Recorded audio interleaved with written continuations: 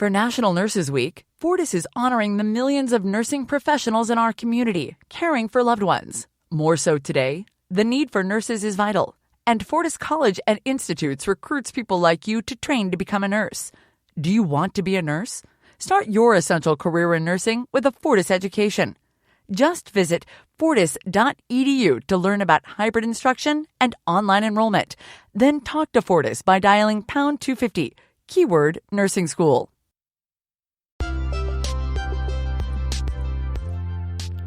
Hey y'all, welcome to another episode of the Hardy Wrestling Podcast with your girl Stephanie Hardy. If this is your first time listening, welcome and thank you for joining the vibe. And if this isn't your first time listening, thank you for continuing on this journey with me. So of course on this episode I've got your news and gossip-ish, but also this is an episode that's going to be used to talk more about some of the talent that's in the BellaDonna Division show Genesis. So today on my episode I have an amazing conversation with the Women's Superstars United World Champion Brittany Blake, and we talk about so many different things, including her wrestling journey and every other interest that she has outside of wrestling too, and it's an amazing conversation. And of course I'm telling you more about the event which takes place next Saturday at the Gaston Mall here in Gaston, Alabama. So sit back, relax, and listen to this amazing episode of the Hardy Wrestling Podcast.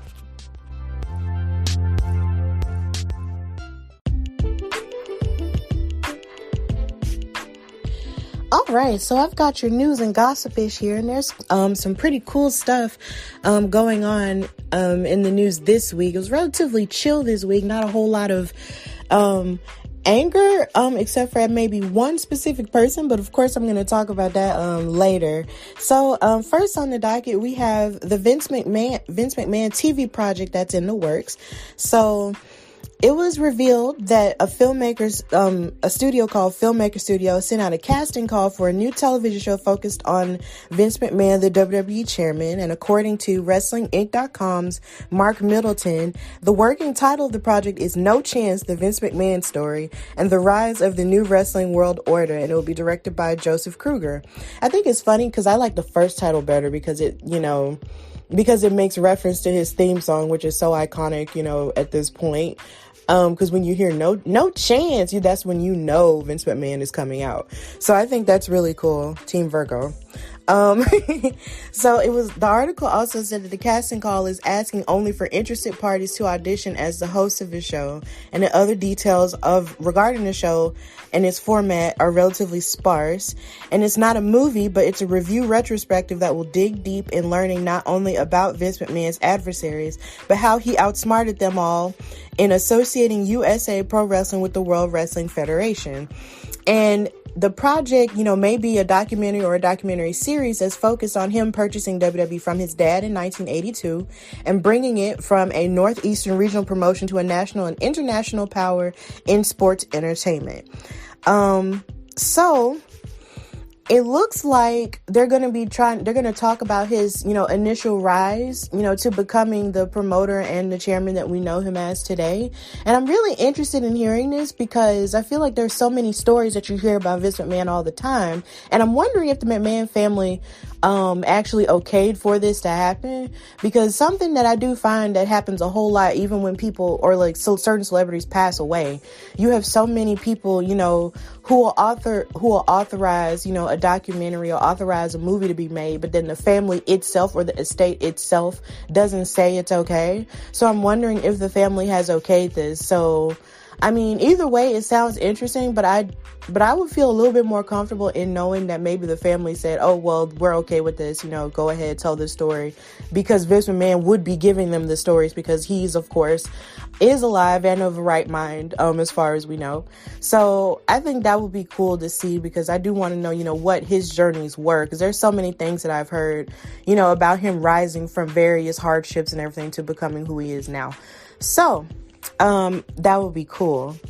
Also in the news, we have Paul Heyman, talking about how he doesn't want Brock Lesnar to face Roman Reigns. And he also had more nice things to say about Roman Reigns and sort of like what his journey was to making the decision to be Roman Reigns' counsel. So Paul Heyman addressed Brock Lesnar's status in WWE during an interview with DAZN on Thursday.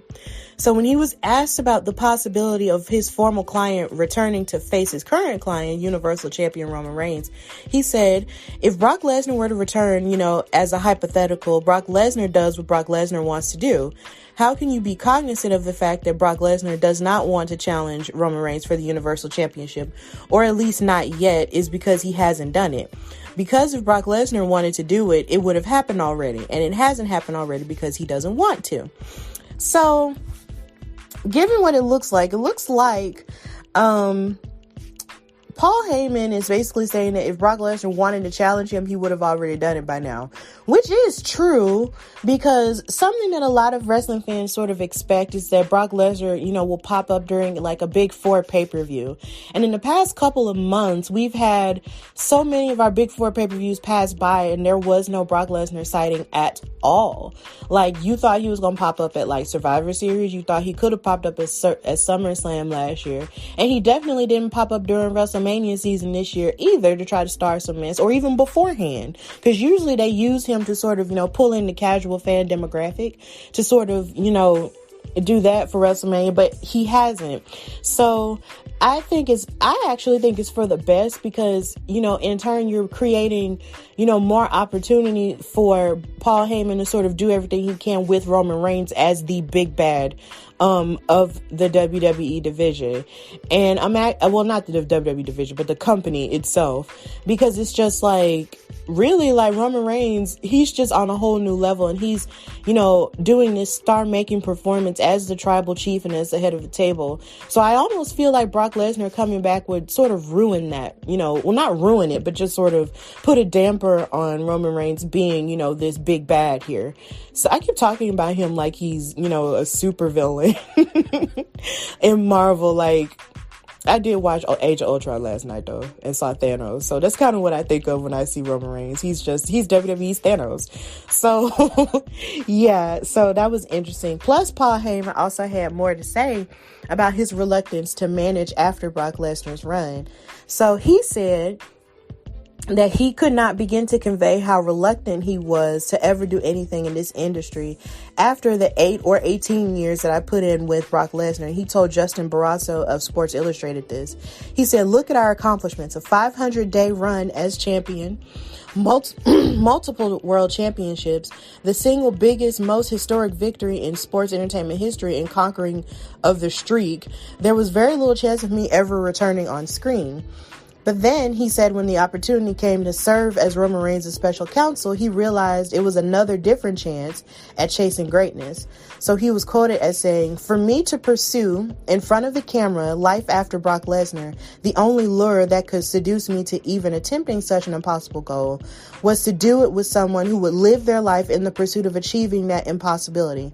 And that's Roman Reigns. And that's why anyone, and that's why everyone should watch Roman Reigns. Every micro moment he's in the frame, you're witnessing the pursuit of the all-time greatest career in the annals of sports, in the annals of entertainment, and in the annals of sports entertainment. And we sort of see that his role, with Roman Reigns is sort of a little bit different from his role with Brock Lesnar, because it seemed like with Brock Lesnar, he was sort of being his talking piece. He was sort of speaking for him in a sense, whereas now he's sort of just a special counsel and he's being led. It's not like Paul Heyman is leading, Brock. It's not like when Paul Heyman was leading Brock Lesnar. It seems like Roman Reigns is leading Paul Heyman, but Paul Heyman is such a good asset to have with that he makes Roman Reigns look more and more fierce with him being led like that. And it is absolutely amazing. So, hey, Paul Heyman is the GOAT, and he's helping to lead Roman Reigns to be even more of a GOAT, with this run. So, and especially after everything that happened last night on SmackDown, which I'll talk more about in my bonus episode, it was awesome. So, you just can't beat that. Also in the news, something that is completely red hot, that was red hot on social media Monday, was the return of Eva Marie to the WWE with pink hair this time, not red hair. So we're doing all pink everything instead of all red everything. And once she made her return, like when Raw came on, I was watching it with my boyfriend, And all of a sudden, you know, I see this girl, you know, with the silhouette in this car. And I'm thinking like it's a commercial for something, you know, like a car commercial or like a cologne commercial or something like that. But then Eva Marie pops up and I'm like, whoa, Eva Marie. And I said that out loud. And then all of a sudden she's talking, you know, and she's giving off the impression. And then they, you know, and then the announcers pop in and I'm just like, oh, okay. So this isn't just a regular commercial. This is a Monday Night Raw thing. Okay. So she makes her return, you know, in a couple weeks. And I'm just like, man, wow. Like, I was genuinely surprised at that because there have been all kinds of rumors saying that she could be coming back, but nothing was really full on confirmed or denied. So it's just like, you know, I was just kind of like, okay, well, we just wait and see. But if she doesn't pop up, then it's whatever. But she did pop up and it's just like, whoa, you know, I was just really shocked, you know, but everybody wasn't happy about that. And when I say everybody, I mean everybody.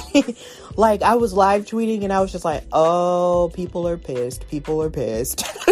So from what it seems like is that a lot of fans take issue with Eva Marie being hired in the midst and in the wake of WWE firing so many other female talent that they deem a little bit more worthy of having a place in WWE, like the Iconics and like Mickie James and like Chelsea Green.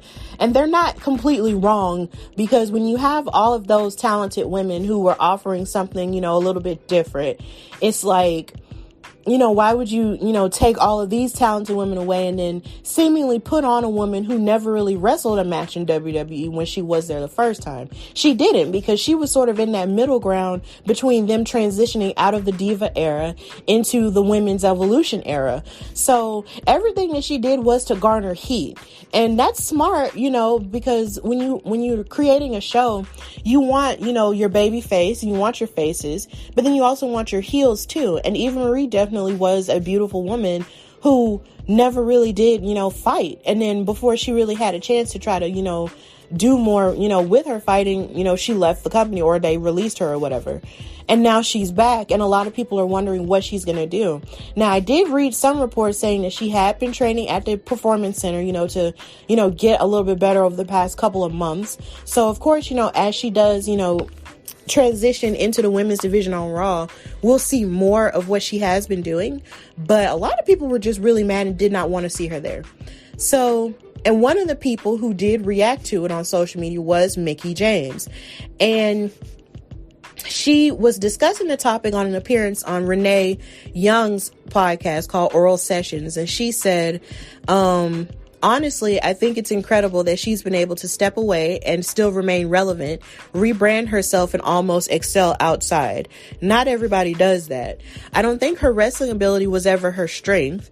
I know she has been down at NXT working on stuff, so I don't know. I don't think the wrestling bit was ever her thing. I feel there's always been, even going back to old school wrestling, that there's a role for everybody. And not everybody has to be a 5-star wrestler or whatever and have dream matches. That doesn't have to be a thing if their character is strong and they can sell tickets, get ratings. I guess it works. So basically, she also went on to say that it's ironic because to the fans, they go, well, you just had all these budget cuts. You let all these people go and you debut somebody else. But they always debut new talent after WrestleMania as well. And then she also proceeded to praise Eva Marie a whole lot more by saying she's beautiful and stunning. And I do have mad respect in the sense that she has 1 million followers and has been able to rebrand herself and really do a whole other thing outside of wrestling once she left. Me being an entrepreneur and I'm always looking at stuff, I completely respect that side of her. If she can capitalize on all this heat and just kind of go, yeah, so that's where the real everybody will hate her and it'll be great for her. So it seems like Mickie James doesn't have anything negative to say about Eva Marie itself, but then ventured to say that maybe wrestling wasn't her, you know, wasn't one of her strengths. But then again, the standard for wrestling can't necessarily be so high to the point that we expect so many of our women's wrestlers or so many wrestlers as a whole to just be great all the time and have all these 5-star matches, because all of these women don't have those abilities. And that's not dissing them, but that's just real. You know, some of these women, you know, came through a different system and a different background than just the independents, and stuff like that. So we can't just expect, so much greatness from the women, in terms of having a 5-star matches all the time, greatness all the time, blah, blah, blah, because I'm pretty sure there are some male wrestlers who could go in and have less than a 5-star match, but we wouldn't necessarily say anything about that. So why can't the women do the same? And we can't just, we can't always necessarily expect, these type of 5-star matches from the women, just as the same thing as we wouldn't expect 5-star matches from the men all the time either. Like, let them chill out sometimes and let women be able to do different things and let them, go towards what their abilities are and what their niches are and let them adapt to that. But at the same time, when it comes to Eva Marie, I also found out some information about her that was kind of problematic for me as a black woman. I found out that she may have said some unsavory things about Colin Kaepernick taking a knee to protest police brutality.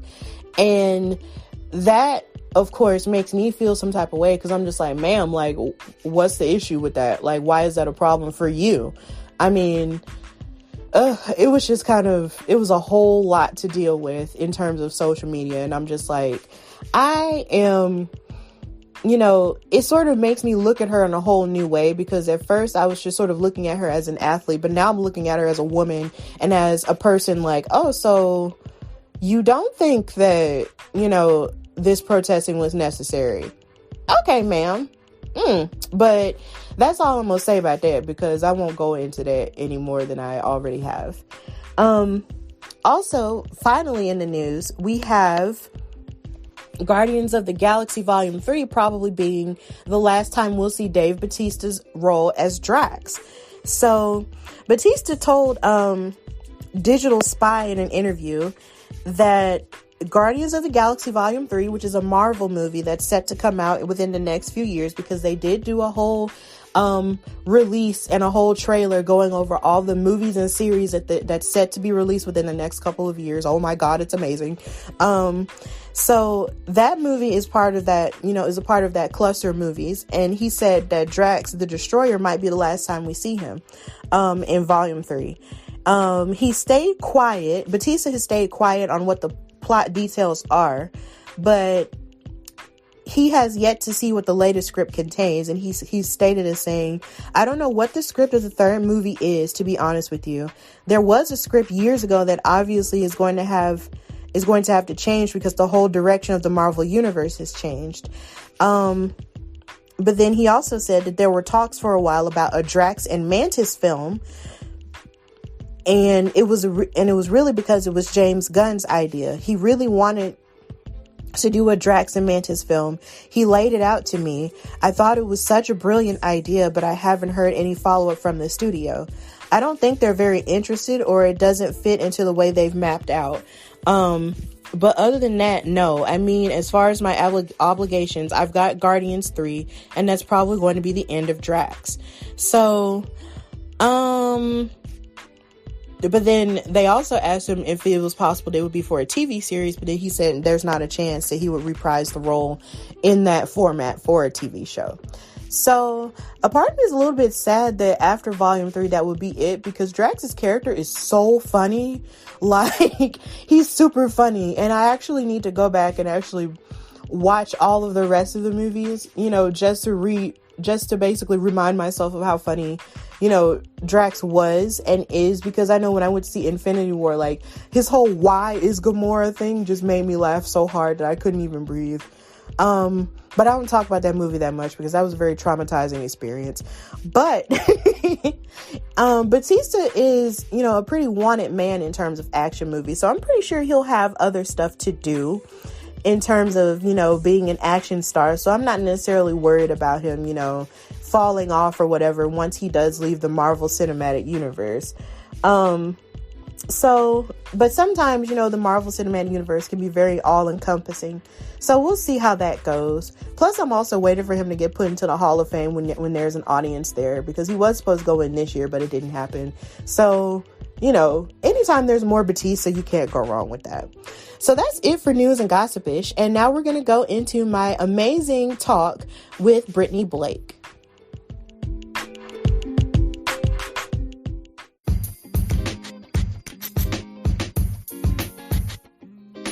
Special guest with me today.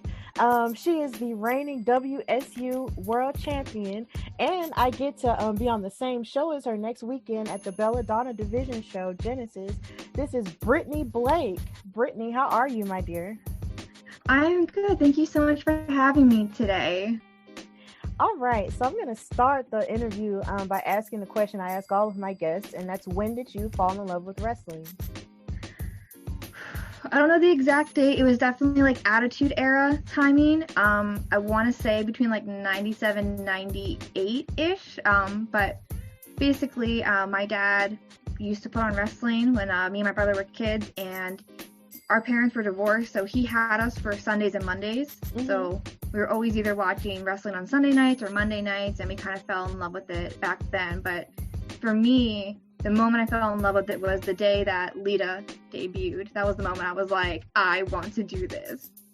Oh, cool. It's so amazing you mentioned Lita. Like, she's one of the greats, right? And I feel Absolutely. like a lot of people who watched wrestling or became a women's wrestler, during or saw the Attitude Era, but then wanted to go forth and pursue wrestling as a woman, it's like Lita is definitely one of the main people that people mention. So that's really cool. So the Attitude Era is kind of when I started watching wrestling myself as well, right in the heat of the Monday Night Wars. So that's kind of when I sort of got into it. And my dad actually watched wrestling with me too. So it's pretty interesting how we have that in common there. I love that. Yeah. So when exactly did you know that you wanted to pursue it as a career? Well, I would say since I was, in middle school, I started dressing like Lita, but it was one of those, what do you want to be when you grow up? And I would say, I want to be a diva.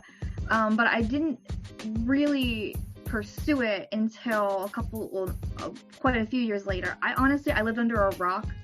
I didn't know indie wrestling existed until 2012. I was working at a comic book convention, and a friend of mine had offered to take me to a wrestling show that was happening a few blocks away, and it ended up being a Chikara show. And I was like, I had no idea this was so close to where I lived, which was in Jersey at the time. Mm-hmm. And after that day, so that was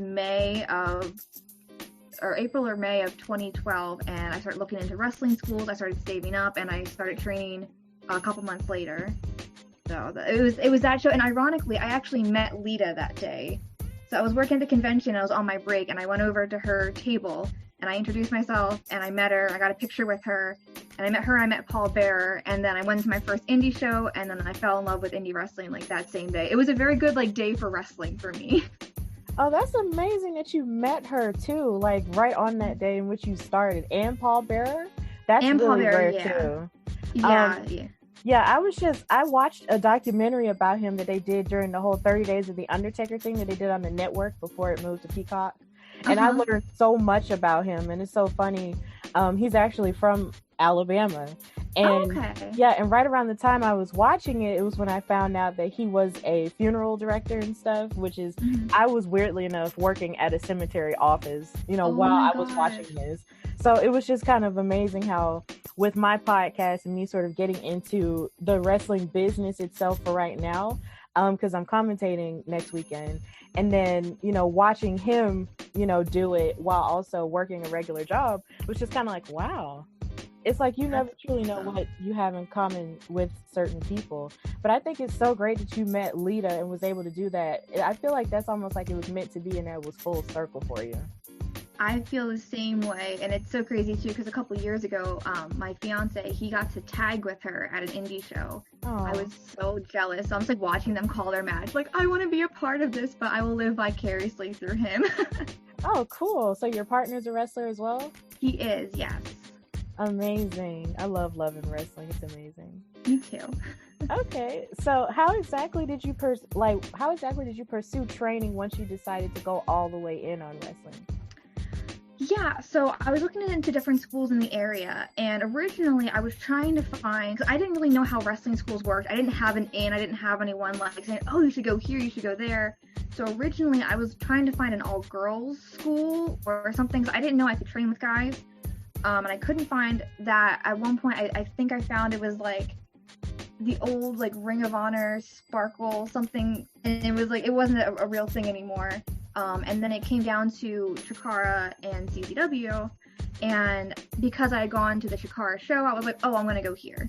Mm-hmm. And it just one of those things. It didn't really mesh for me. I went for maybe a month or two there, and it just didn't feel right. It didn't feel like I was learning. It didn't feel like they saw any potential in me. So I went to CZW, and also just like I put, like, when I do something, I do 110% at Chikara at the time. I don't know what their training's like. Actually, I don't think they train at all now, but like I don't know if it ever changed, but it was like a once a week thing, and I needed more than once a week in the ring. And at CZW, I could do 4 times a week. And it's funny because at both schools, Drew Gulak was one of the trainers. So I went from Chikara to CZW, and he was there at both schools, and I was like, oh no. And I thought he hated me because I jumped ship essentially. But he was real tough on me, but he's, has a lot to do with how I am in the ring today and who I am today. And he was one of the people that really trained me. So going to CZW and getting to get in the ring 4 times a week from 6 o'clock at night until, who knows, some nights I would be there until midnight. So getting that much ring time, I think, really was what helped me the most. Wow. So it seems that you had a very dedicated, mindset in terms of it. Like, you did not stop. So you were kind of like the first one there and the last one out. Absolutely. And I was so dedicated. A couple months into it, I broke my leg at training, and I showed up the very next day. I was still showing up every single day, even though I couldn't get in the ring. I was still there every day, just watching, trying to learn as much as I could. Doing when I was kind of getting better, I was starting to do like things on one leg just to get into the ring. I was, doing rolls on one leg. I was doing like squats, and I was doing as much as I possibly could on one leg. I did not want people to think I was gonna quit because I broke my leg. That, to me, that wasn't a reason to quit, even though any other sane person would probably be like, yeah, you know what, maybe I shouldn't keep doing this. Yeah, a lot of people probably would have given up, but that's just a testament to your willpower and your determination to be, to be the best wrestler you wanted to be at that time. So that's really, admirable that you did that, because I know I would have gave up. I can't stand pain. Like, I hate pain. So if it was me, I'd be like, no. That was the worst pain I've ever went home. I came home from that. So like, I went to the hospital that night to see if it was actually broken, and it was. And I came home on crutches, and my mom goes, so I guess you're done, huh? And I was like crutching, I'm like, over my dead body. I'm like crutching past her, like, No. Okay, so you mentioned that you did training with Drew Gulak, who is on WWE TV, and actually was on TV last night. He got beat by Not his best moment. Yeah, he got beat by Angel Garza last night and got a rose up his butt. So that was funny. But you mentioned how he was one of your trainers. So which one of his lessons have you applied the most in your career? This might sound weird considering, he's known for like his technical ability, and like I did learn a lot of technical things from him, but the biggest thing that Drew has done for me has been psychologically. He doesn't, tell you what you want to hear, and he won't even give you necessarily like an answer. Like if you ask, what did I do wrong? He'll be like, well, what do you think you did wrong? And he'll kind of pick apart things. So he made me look at things differently. He made me, really analyze everything that I do. And I think that has been, something that I didn't expect in training. And I feel like a lot of people might not get that. They might just go and, do the work. He's always getting me out of my comfort zone. And I mean, it's crazy because he doesn't have to do it. He's been, on the main roster for quite a few years now. He doesn't have to help me still. He's still sending me homework to do, and hey, try this at training, try this. And then like, he's still, my trainer at the end of the day, Yeah, and it's so good to hear that he's actually that hands-on with you even still now, because you would think, from mainstream exposure that they wouldn't have time for that kind of thing. But just to see that he's that hands-on with you, and then so many other wrestlers, because he, if I'm not mistaken, helped train Bad Bunny, if I'm not mistaken. That's what I heard as well. I didn't ask but him that, but I know that's what I heard, and it's not just me. I know other people that I came up with. That he helped train. He still is doing the same thing, like giving them homework, asking them, "Hey, what are you doing on this day? And how many shows are you?" Right? He's always staying on us. So I mean, that's to me dedication. Yeah, it's amazing, and he's an amazing technical wrestler. I enjoyed almost every match he had. Definitely last year with Daniel Bryan, who was like another amazing technical wrestler. That was a great match. I definitely enjoy him as a wrestler, and I have now greater respect for him even as a trainer now. Mm-hmm. Do you still find time to practice your craft? Of course, I know it's been rough with the pandemic and everything, but do you still find time to practice when you can outside of your own schedule of wrestling? Yeah, absolutely. It's been harder because originally I'm from Jersey. I used to live 5 minutes from the school, so it was so easy before, and then I moved down to Maryland, which is where my partner lives. And it's great having a partner that is a wrestler, because even when we can't get to the ring, and we just moved into a new apartment, which is way bigger than our last place, so we have all this floor space. I'm like, hey, you want to try this out? Like the other night I got an idea for a match. I was like, hey, can you be a guinea pig for me real quick? So we've been getting to the school more now that vaccines are more of a thing and COVID's better. But for a while, for the last year, up until about a month ago, we would go to the wrestling school by ourselves and just the two of us work on stuff, because we didn't want to risk a group setting, you know what I mean? Mm-hmm. But I mean, I always find a way to get in a ring. Well, that's really cool to hear. And then the fact that your partner also helps you, continue to try to get better, and the both of you have tried to practice even in this difficult time is really amazing. Mm-hmm. I always believe that a partner isn't a partner until they help you, unless they're helping you get better in some way, shape, or form. Yeah, absolutely. So it's good to hear that you have that type of partner, and the fact that you're still making time for it, even in the midst of this difficult time. So I want to ask you, how has the pandemic affected your career in terms of, touring or doing shows or whatnot, and how have you been able to manage with that? It's been hard. It's been a roller coaster. Up until I guess October. So from March until October of last year, I didn't wrestle at all. I had my last match was the middle of March against Tasha Steeles, and there's no crowd, and we didn't know how long that was going to be a regular thing. And then it was like 2 days later, everything got shut down. Mm-hmm. So I didn't do anything until October, and I had gotten asked about a few bookings, especially like outdoor ones, but I didn't feel comfortable. I didn't know how things were going to progress. And then I didn't take a booking again until October, which was, I did Shimmer for the Collective. And I'm glad I did it. And, they were as safe as they could be. Everyone had to, take a test afterwards. And, thankfully mine came back negative. But it was, to me, a little concerning just seeing so many people, even the spaced out, so many people in the locker rooms. And I'm like, yeah, I don't feel comfortable. So now that, vaccines are more of a thing and things are getting a little bit safer, I feel more comfortable taking bookings again. I just took the BellaDonna booking 2 weeks ago, and that's my first booking back.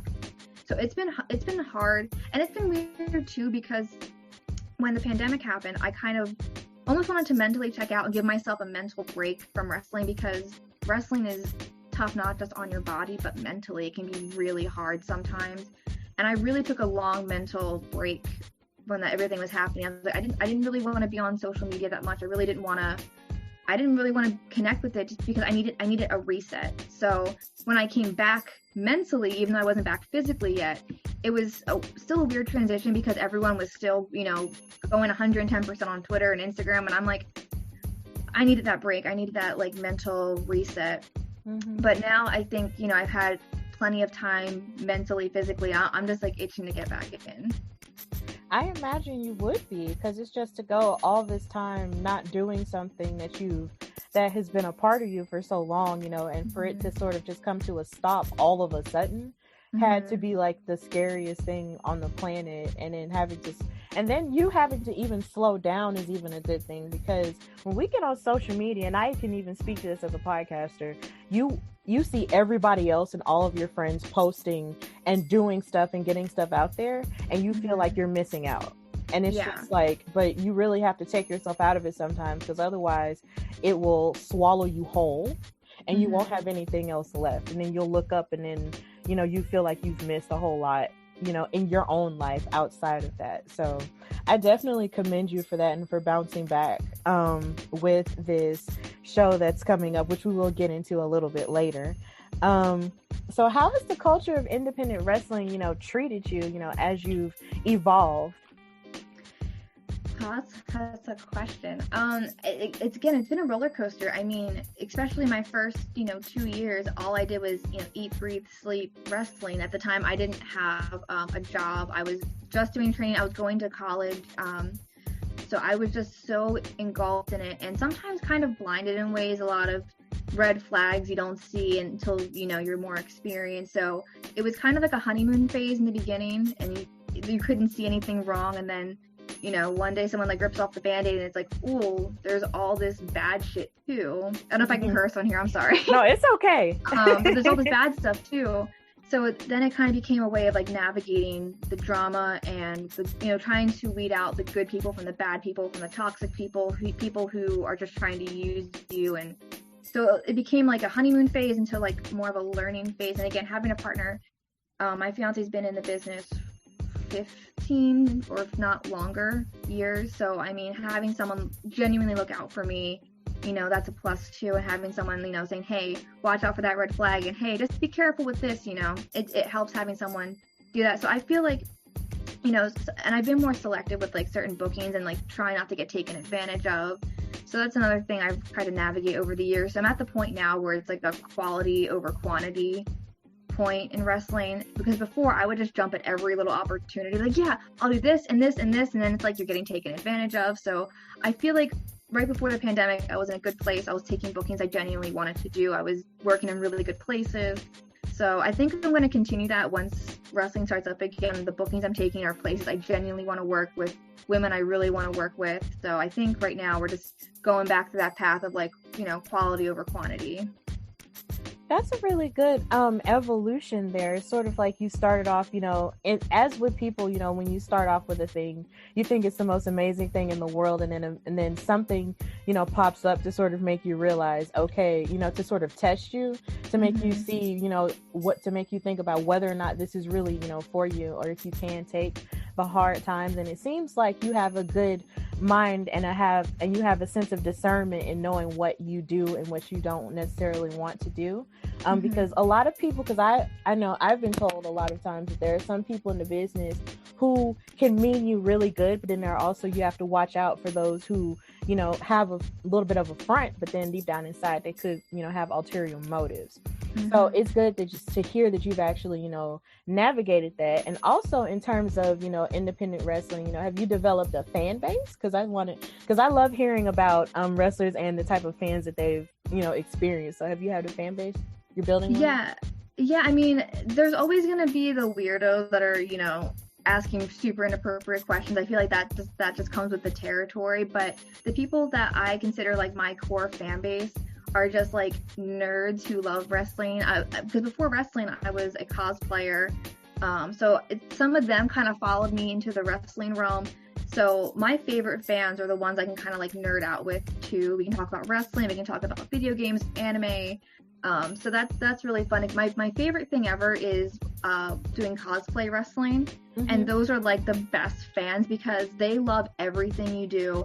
There are some fans where they might like you in the sense of they follow you on social media, but then in the ring they either boo you when they're not supposed to be booing you, or they think you should be doing more stuff. Like, especially like places in like working in Philly and parts of Jersey, that can be a really tough crowd sometimes.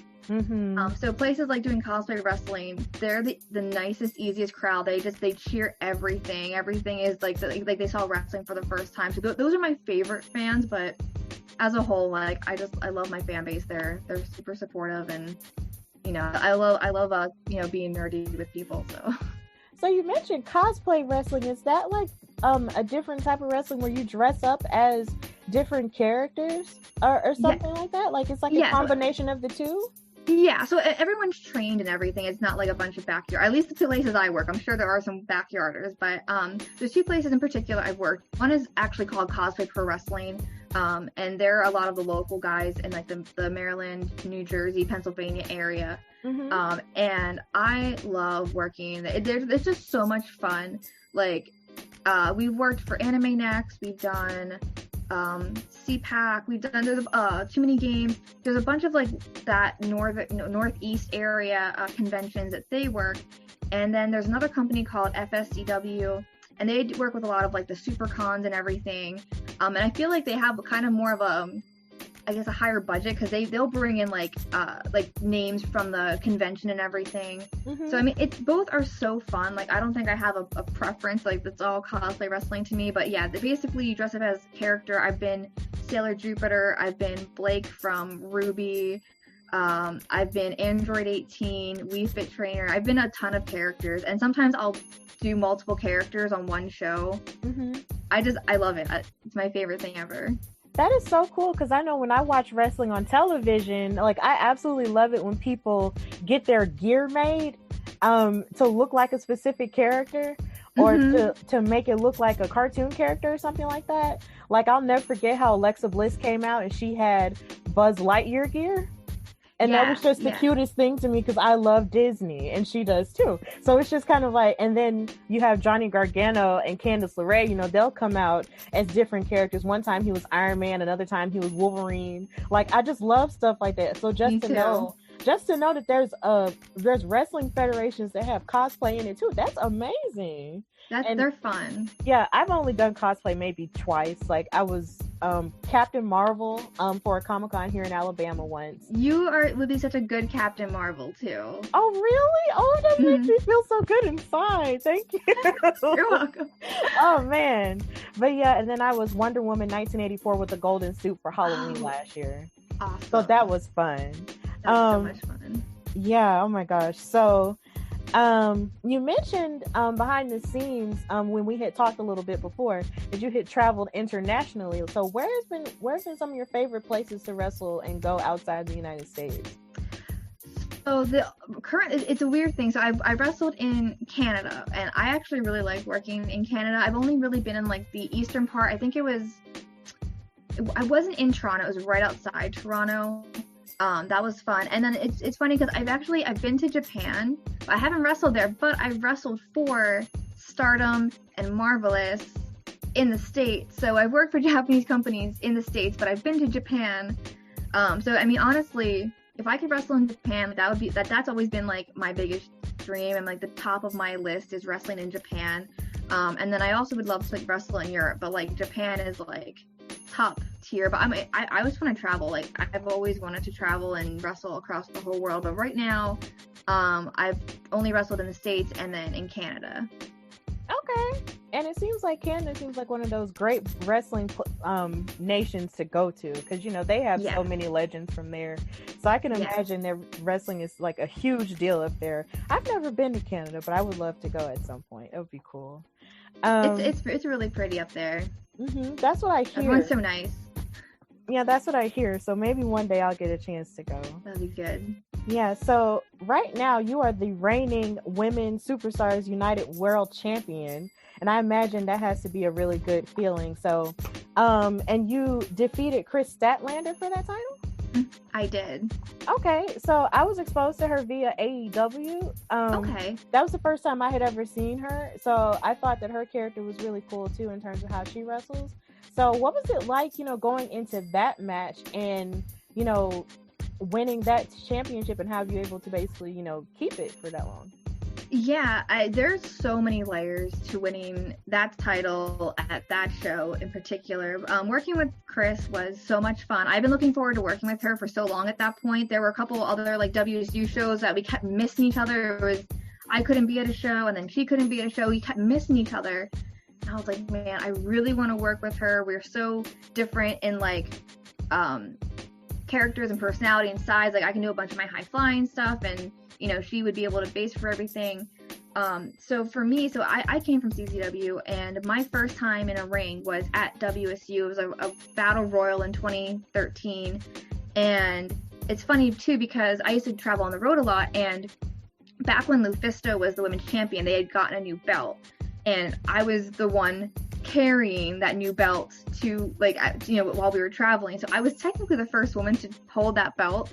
And I remember that night that I was transporting it, I took it out of the bag and I'm looking at it. I'm like, I'm never gonna have this belt. Like, this is not obtainable for me. And I was like, that was in 2014. I was so down on myself, and I was wrestling Lufisto that weekend as well. And that was at that point the biggest match I ever had, and I was so looking forward to it. She was so wonderful. But I didn't have the confidence in myself that I would ever be the world champion for WSU. I thought maybe at most the spirit, maybe the tag, but I never thought I'd be the world champion. So fast forward to when they relaunched, they had like new writers, new bookers, and all that stuff. And I slowly started like making my way up the ranks. And then because, like I said, me and Chris kept missing each other at the shows, the only show that would have worked for both of us was the CZW Cage of Death show. Mm-hmm.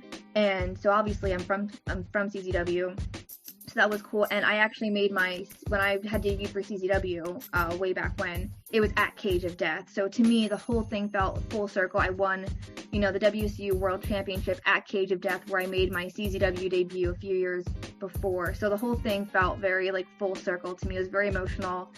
And of course, the belt actually wasn't there when I won it, so like it was a little anticlimactic, but yeah, it was like they were sending it back from like, it was coming from like Mexico or somewhere, and they didn't have the belt in hand when I won it. So like, I'm just like holding up this like imaginary belt, like I'll Photoshop it in later.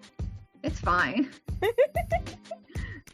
Well, that's a pretty funny story to hear, the fact that it wasn't actually there, because, everybody has their moment with the title, after they win it. It's like, oh my God, I won the title. And they can either be really excited, swinging around like Seth Rollins, or cry, or, lift it in the air and all of that. But you didn't have that.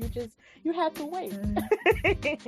I feel like if I did have it, I think I would have cried. I honestly feel like I might have cried if I had it in my hand. So, like, I guess it's good because I don't like to cry in public. So like, especially because I wear so much like dark makeup, it would just be like black mascara running down my face.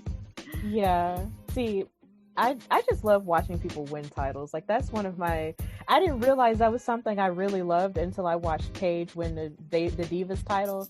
My God. Like, when she debuted and beat AJ Lee, and then they showed the backstage reaction, and she was crying, and I just started crying, and I kept watching it back over and over again, and that's when I realized I really love watching footage like that. I love cried it when that happened. Who else? I mean, the Sasha Bianca one. Oh yes, definitely. I cried, like, done. Oh my God, me too. That match meant the world to me. Of course, personally as a Black woman, and then just seeing, Bianca rise, to where she is now, from where she started. She didn't start off wanting to be a wrestler or through the indies like a lot of people. So to see her get to that point after only having so many years experience, and then have all this talent. But she did the work, Yeah, she put in the work. And then to go up against someone like Sasha Banks, who is, in my opinion, the greatest female wrestler of all time. It's just, it was just an incredible thing. And to see her win, and to see her celebrate with her husband too, who's just, that melted my heart. Oh God, it was so amazing. Like, oh my God. And then he was holding her up on his shoulders, and it reminded me so much of Randy holding up Miss Elizabeth, and it was just like, this is so cool. But yeah, I know. it was so funny. So who has been your favorite opponent so far, and do you have any dream opponents? Ooh, okay. Man, there's so many opponents that I love working with. I know as far as dream opponents go, I literally just made a list the other day. And I know the top people on that list are like Lainey Luck and Masha. Oh my God, I'm gonna blank out on names. But as far as favorite opponents go, Zoe Sky, and she's one of my favorite opponents. We always have really good matches. And they're always different too. Like there are people who I wrestle, and it's like we have good matches, but it's kind of the same thing every time. Another person who was not my favorite opponent at first, but became my favorite opponent, and I'm very bummed that I don't get to wrestle her anymore, is Penelope Ford. Mm-hmm. We came up kind of together. I was a couple months ahead of her, and she was one of those people who, like, wasn't into wrestling, didn't really. Not saying she didn't care, but like she just didn't. To me, as someone who grew up watching wrestling, I kind of had a chip on my shoulder about it. Like, oh, who's this girl? who's only coming to training, you know, certain days of the week and doesn't seem like she's taking it seriously. She doesn't even know what stone cold stunners are. Like, I had a very big chip on my shoulder at the time, and it took a road trip with her to, like, you know, she became one of my favorite people on that road trip. Like, and she says the same thing about me. She's like, oh, I thought you were a bitch, but we had, like, really bonded on that road trip, and our first couple of matches were awful, like the worst. And then as time went on, our last couple of matches together were some of my absolute favorites. And then for a quick minute, we were tagging together. So I'm bummed I lost a tag partner. I lost one of my favorite opponents. So I'm hoping I can, like, weasel my way into AEW and wrestle people like her. Layla's amazing to wrestle. Chris obviously is amazing to wrestle. There's so many fantastic, like, just so many talented women in wrestling right now. Like, it's insane. Like, when I started, I feel like there were barely any women. I feel like at the time, like, 'cause Shimmer at the time was my biggest goal, and I love working for Shimmer. But I feel like at the time, Shimmer held all of the good female wrestlers, and now there's so many other talented rosters around. Shimmer will always, to me, be like the highest, you know, highest of the highest. But, you know, there's so many women that are amazing that haven't quite made it to Shimmer yet. That, you know, there's just too many. There's too many talented female wrestlers now. Okay, and it's so funny. But I mean that in, like, a good way, you know, like, yeah. the best possible way. Yeah, I figured you meant it in a positive way. Yeah. It's funny you mentioned that, because now I have a good question that I ask all my female wrestlers is, how do you feel about the state of women's wrestling in the independent, from an independent standpoint and from a mainstream standpoint? Mm-hmm.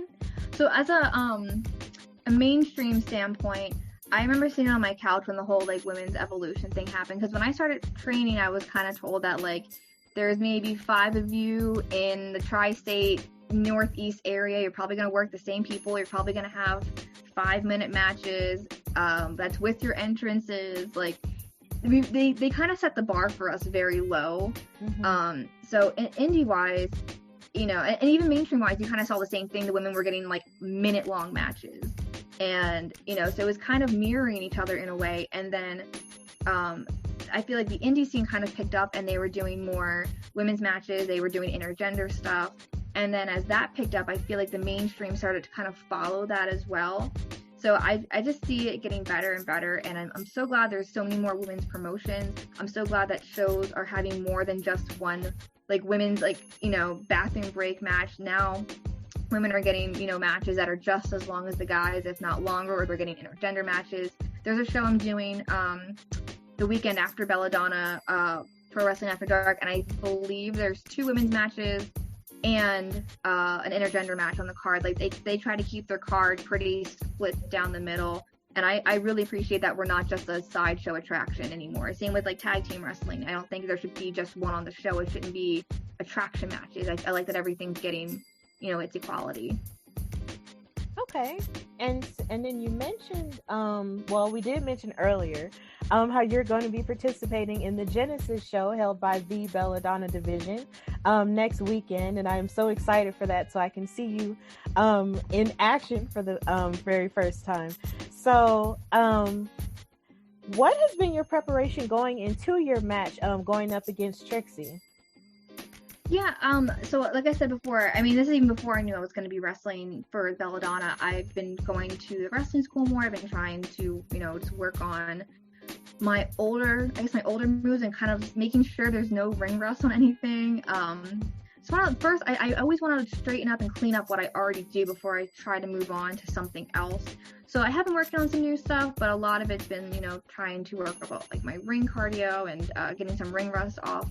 I'm not going to have it in time for the show, but I'm in the process of having new gear made.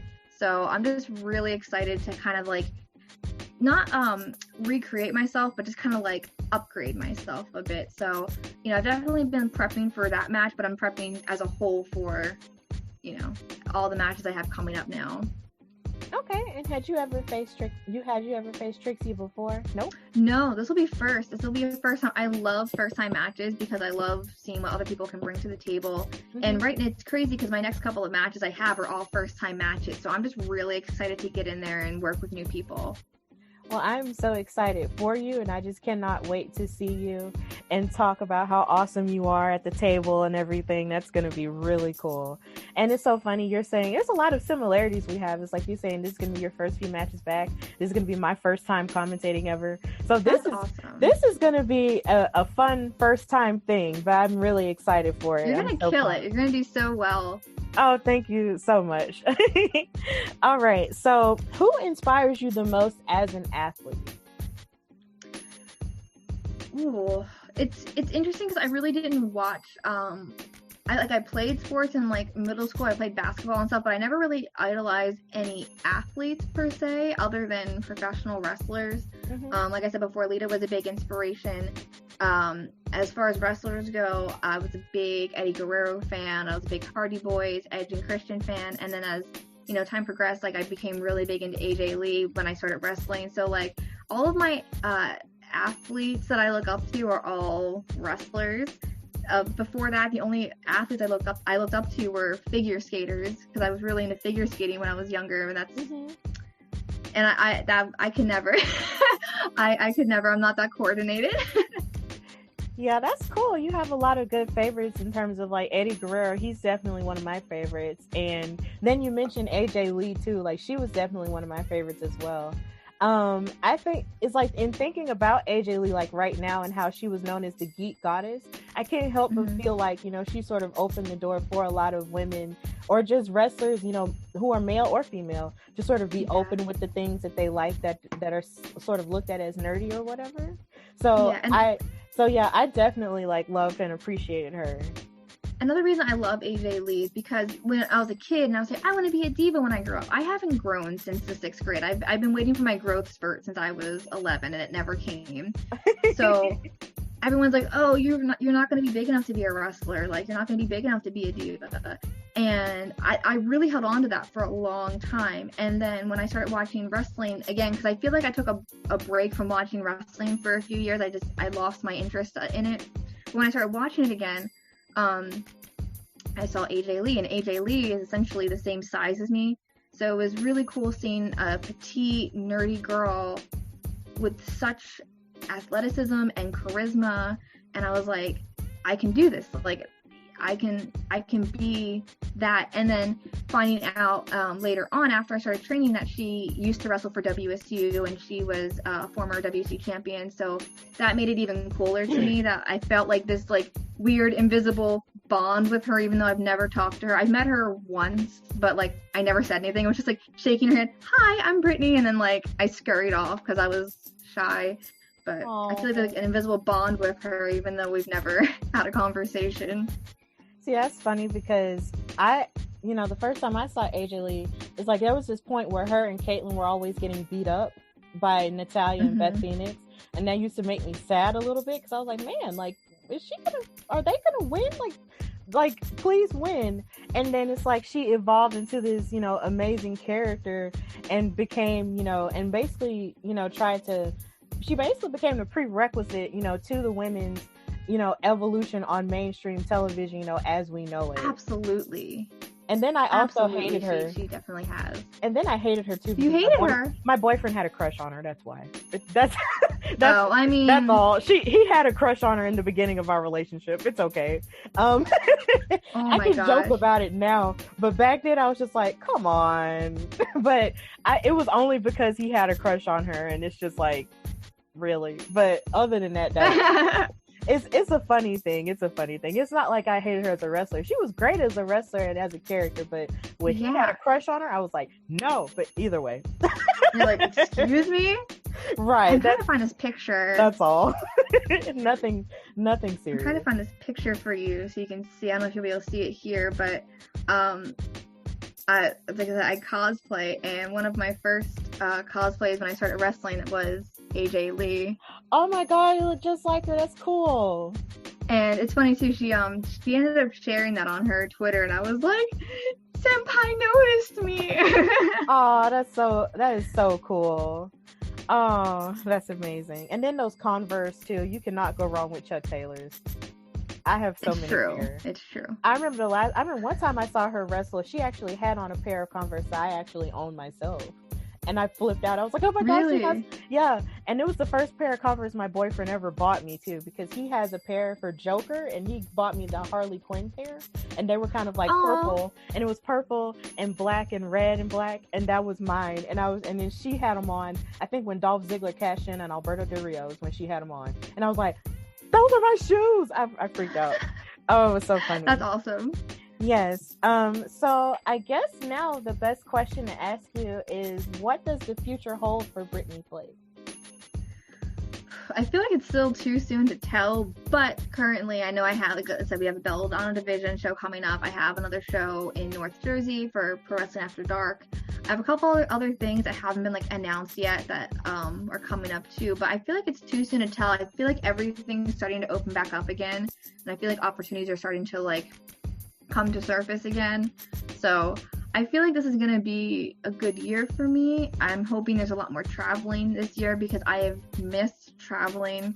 So hopefully more traveling, more shows now that things are getting back. But yeah, too soon to tell exactly what that might be. Okay. But I'm pretty sure, whenever everything does open back up, you'll be, knocking everybody down and, breaking barriers and all of the above. So I'm excited for you. And I'm so excited to see you next weekend. So thank you so much for coming on the Hardy Wrestling Podcast. So if you could, if you mind, put yourself over and tell people where they can find you and follow you on social media, and tell them anything else that you've got going on. Yeah, so you can find me on Facebook at Brittany Blake. My Twitter is at Brittany Blake _. My Instagram is the Brittany Blake. I technically have a Twitch channel. I haven't been very active on it, but that's also under Brittany Blake.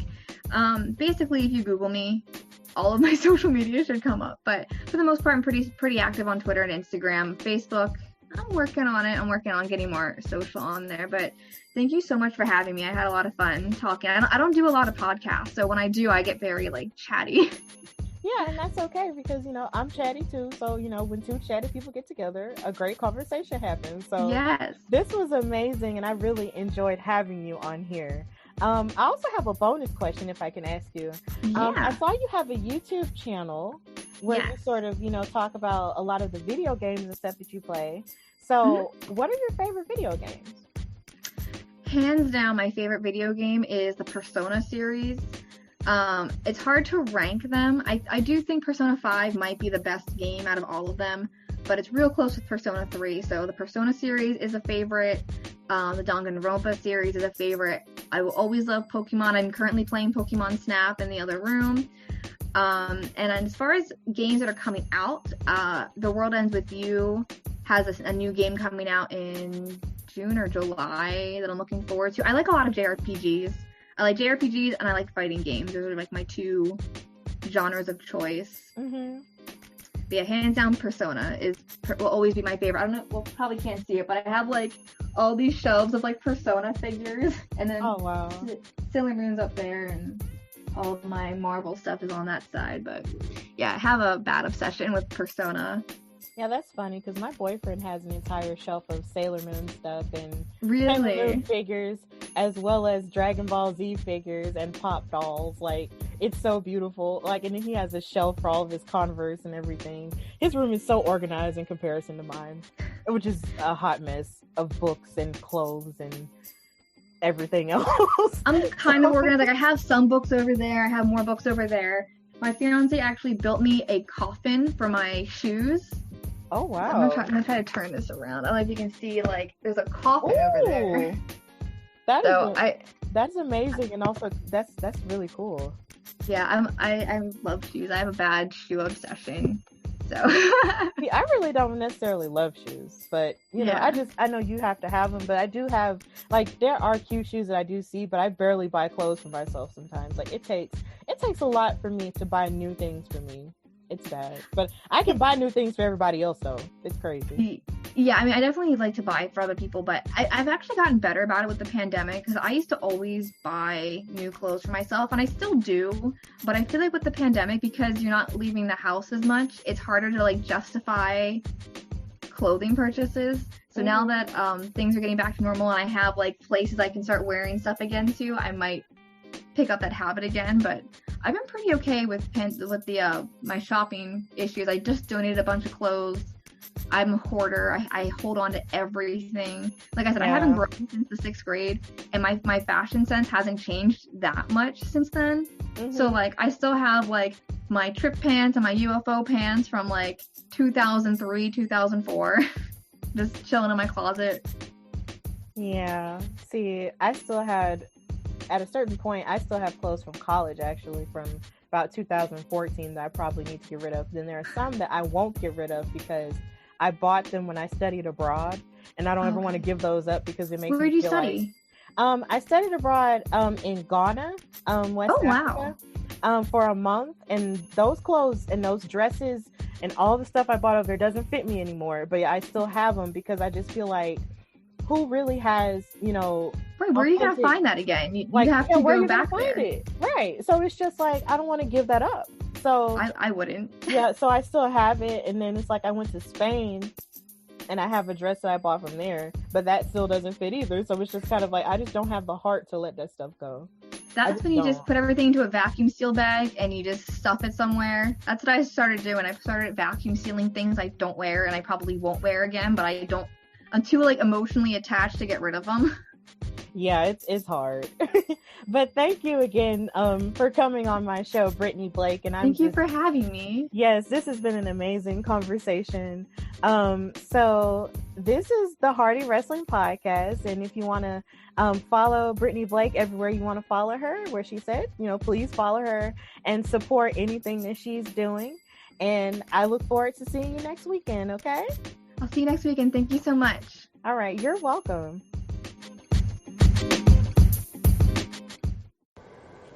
Okay, so I was sitting with my friends one day and they asked me, Stephanie, how do you record your podcast? And I said, with the Anchor app on my phone. And they were like, are you serious? I'm like, yeah, it's that simple. It is absolutely free. There are creation tools that allow you to record and edit your podcast right from your phone and your computer.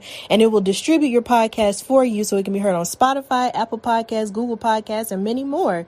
You can also make money from the podcast with no minimum listenership. And it's got everything you need to make a podcast in one place. They even have classes and stuff that you can listen to that will give you all kinds of good tips on what you need to do in order to make the best podcast. So if you want to do this, download the free Anchor app or go to anchor.fm to get started. That's anchor.fm, or download the free Anchor app to get started.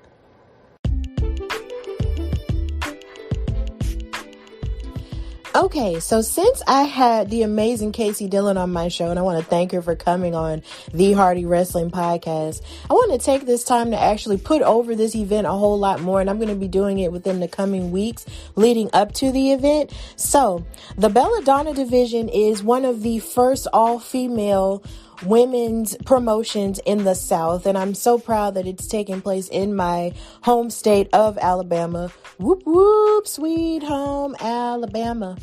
Roll Tide, roll. I'm not a Crimson Tide fan. I just say that because it's just in my bones. Either way, I'm just really excited that this is taking place in Alabama. So the event Genesis is taking place on Saturday, May the 15th, 2021 at the Gadsden Mall in Gadsden, Alabama. And if you need the address, here it is. It's 1001 Rainbow Drive, Gadsden, Alabama 35901. The general admission for tickets is $15 and ringside seats are $20, and the doors open at 6 p.m. But before the doors open for the Genesis event itself, legendary wrestler and all-around future Hall of Famer Jazz is going to be having a wrestling seminar that you can sign up for only $50, and that's going to take place at the Gadsden Mall from 3 p.m. to 5:30 p.m. So if you want to take that opportunity to learn from one of the greatest women's wrestlers of all time, please do so. Go and get this class, And plus, she's also booked, to wrestle with us, on that show too. So please take that opportunity to do that as she goes on her retirement tour. And then after that, of course, you have the Genesis event, and it's going to feature some of the greatest, talent that we have, in women's wrestling today. Some of these women have, various backgrounds and various different fighting styles, and they have fought all over the world and competed in various promotions, some of them even in WWE a couple of times, and some of them on Impact and other places as well. So first we have NWA legend Joyce Grabble's going to be there, Harley Fairfax, Valentina Loca, a UK star by the name of Eden Von England, Jocelyn Navarro, who's a Jamaican superstar,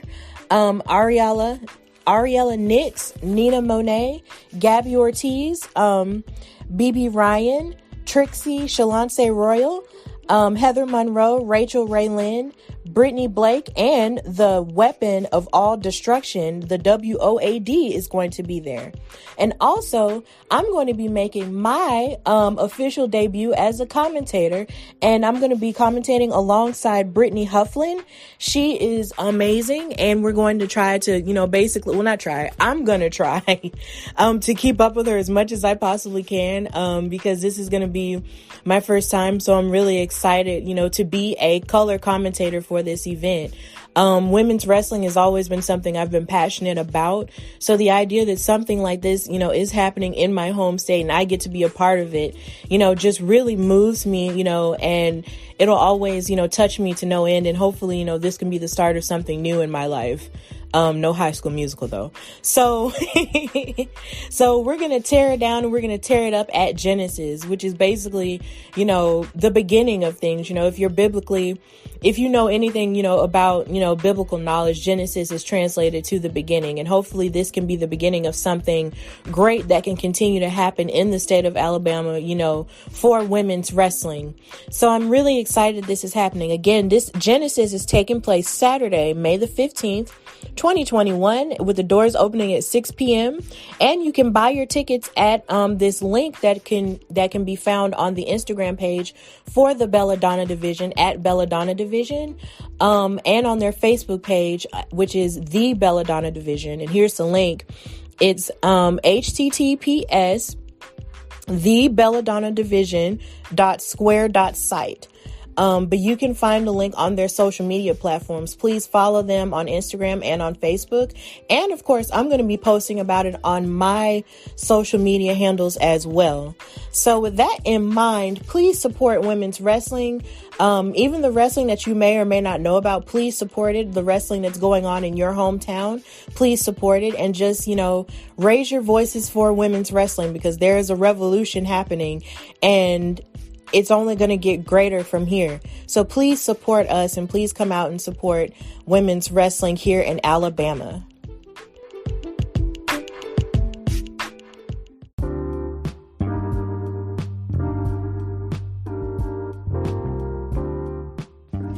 All right. So thank you for listening to this episode of the Hardy Wrestling Podcast.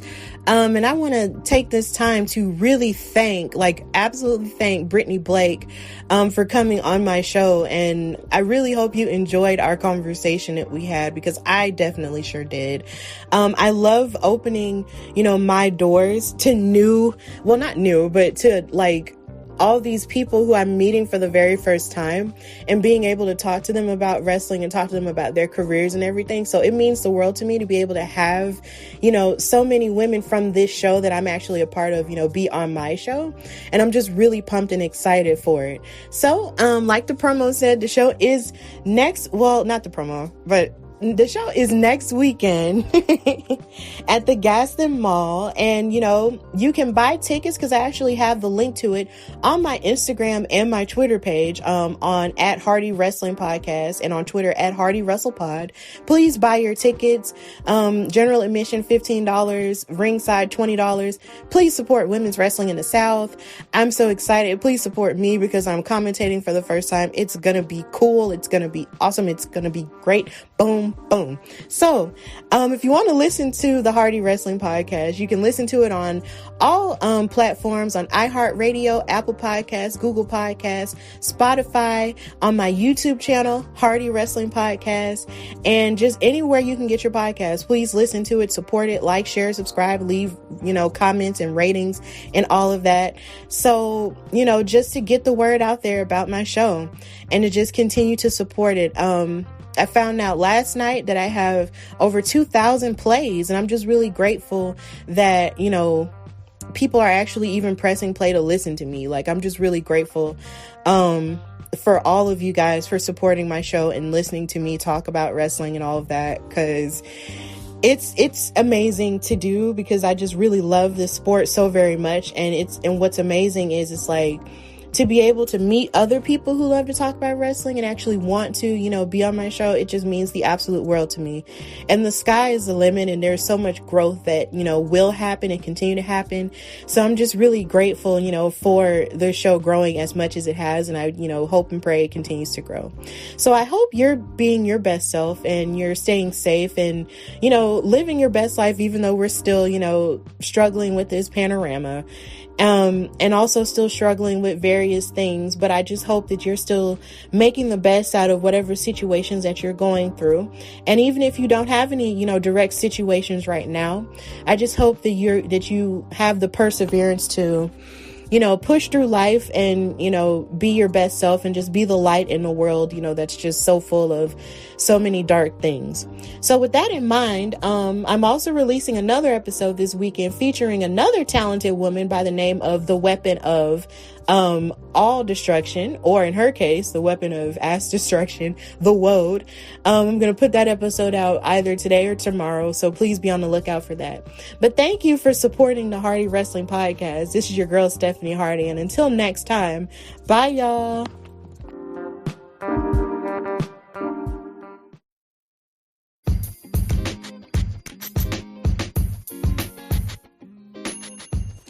Hey y'all, guess who's back with another episode this weekend? Hey, it's your girl Stephanie with another episode of the Hardy Wrestling Podcast. And I'm making this up. Either way, it's a bonus episode of the Hardy Wrestling Podcast with your girl Stephanie Hardy. So I'm talking about everything in this episode. I'm talking about everything I love from wrestling this week in a throwback segment like I used to do, where I talked about everything that I found interesting from all three shows, Raw, NXT, and SmackDown.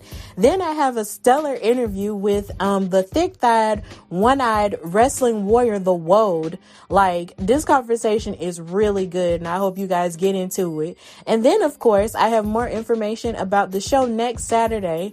The BellaDonna Division Genesis is taking place at the Gaston Mall. So sit back, relax, and listen to this bonus episode of the Hardy Wrestling Podcast. Catch the vibe.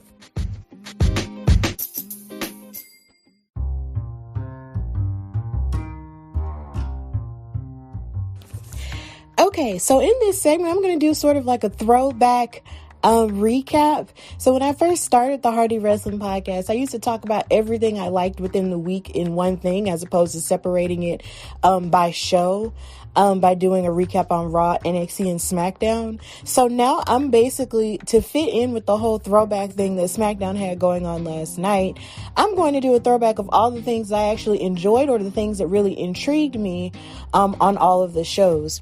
So I'm going to start with Raw now and talk about how Charlotte Flair basically privileged her way and basically politicked her way into a triple threat match for the Raw Women's Championship at Backlash versus Rhea Ripley and Asuka.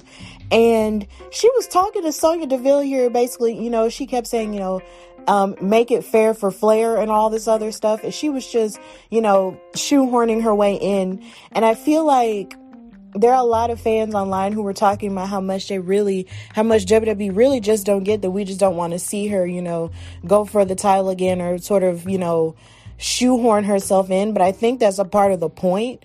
I think that's a part of the reason why they know we don't want to see her, because they know that ultimately we want to see her lose. But then someone else, mentioned on Twitter during Raw, they mentioned that Rhea Ripley didn't exactly, earn her way, to a title shot either. She just kind of walked up to Asuka and challenged her. So why is it any different, that Charlotte, does, like, why are we, angry at Charlotte doing it when essentially Rhea Ripley did the same thing to Asuka at WrestleMania? And I thought that was pretty interesting. That's an interesting dichotomy there. But I'm hoping that at Backlash, Rhea Ripley can, win and sort of prove herself, as a new talent here on the main roster.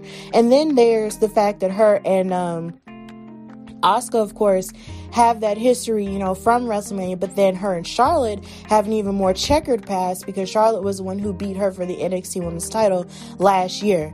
So I'm hoping that Rhea Ripley can pull off the win here, but Charlotte Flair as a heel is just absolutely wonderful. Like, it's a really good fit for her, even though she's still getting on my nerves and she's giving off, major Karen privilege vibes, but it's just still really interesting. And then to also see Sonya Deville continue to undermine Adam Pearce's authority, it's just really amazing too, because it's just like I'm just wondering and just waiting for the day that Sonya actually really does just take over. And I'm really here for it because I just really love watching women in charge. And sort of speaking to the whole throwback thing, it just sort of reminds me how when I was a kid, I watched, Stephanie McMahon, be in charge and be the general manager of SmackDown. So you can only imagine how cool it would be to see Sonya Deville be the WWE official of both of the shows. Like, that's just really, that would be really cool to see, even though I love Adam Pearce though. I loved the addition of him, but Sonya taking over is just really interesting. And then speaking of Sonya, Lily was watching her, like the little rag doll that Alexa Bliss has. She was watching her, and I'm wondering if she's gonna try to take over her or try to beat her up, so Alexa could possibly take over her, or something else is gonna happen there. I have no clue. And then there was the Eva Marie shock that I talked about in my previous episode that I released, and how amazing and how crazy that was over the past couple of days. So there's that.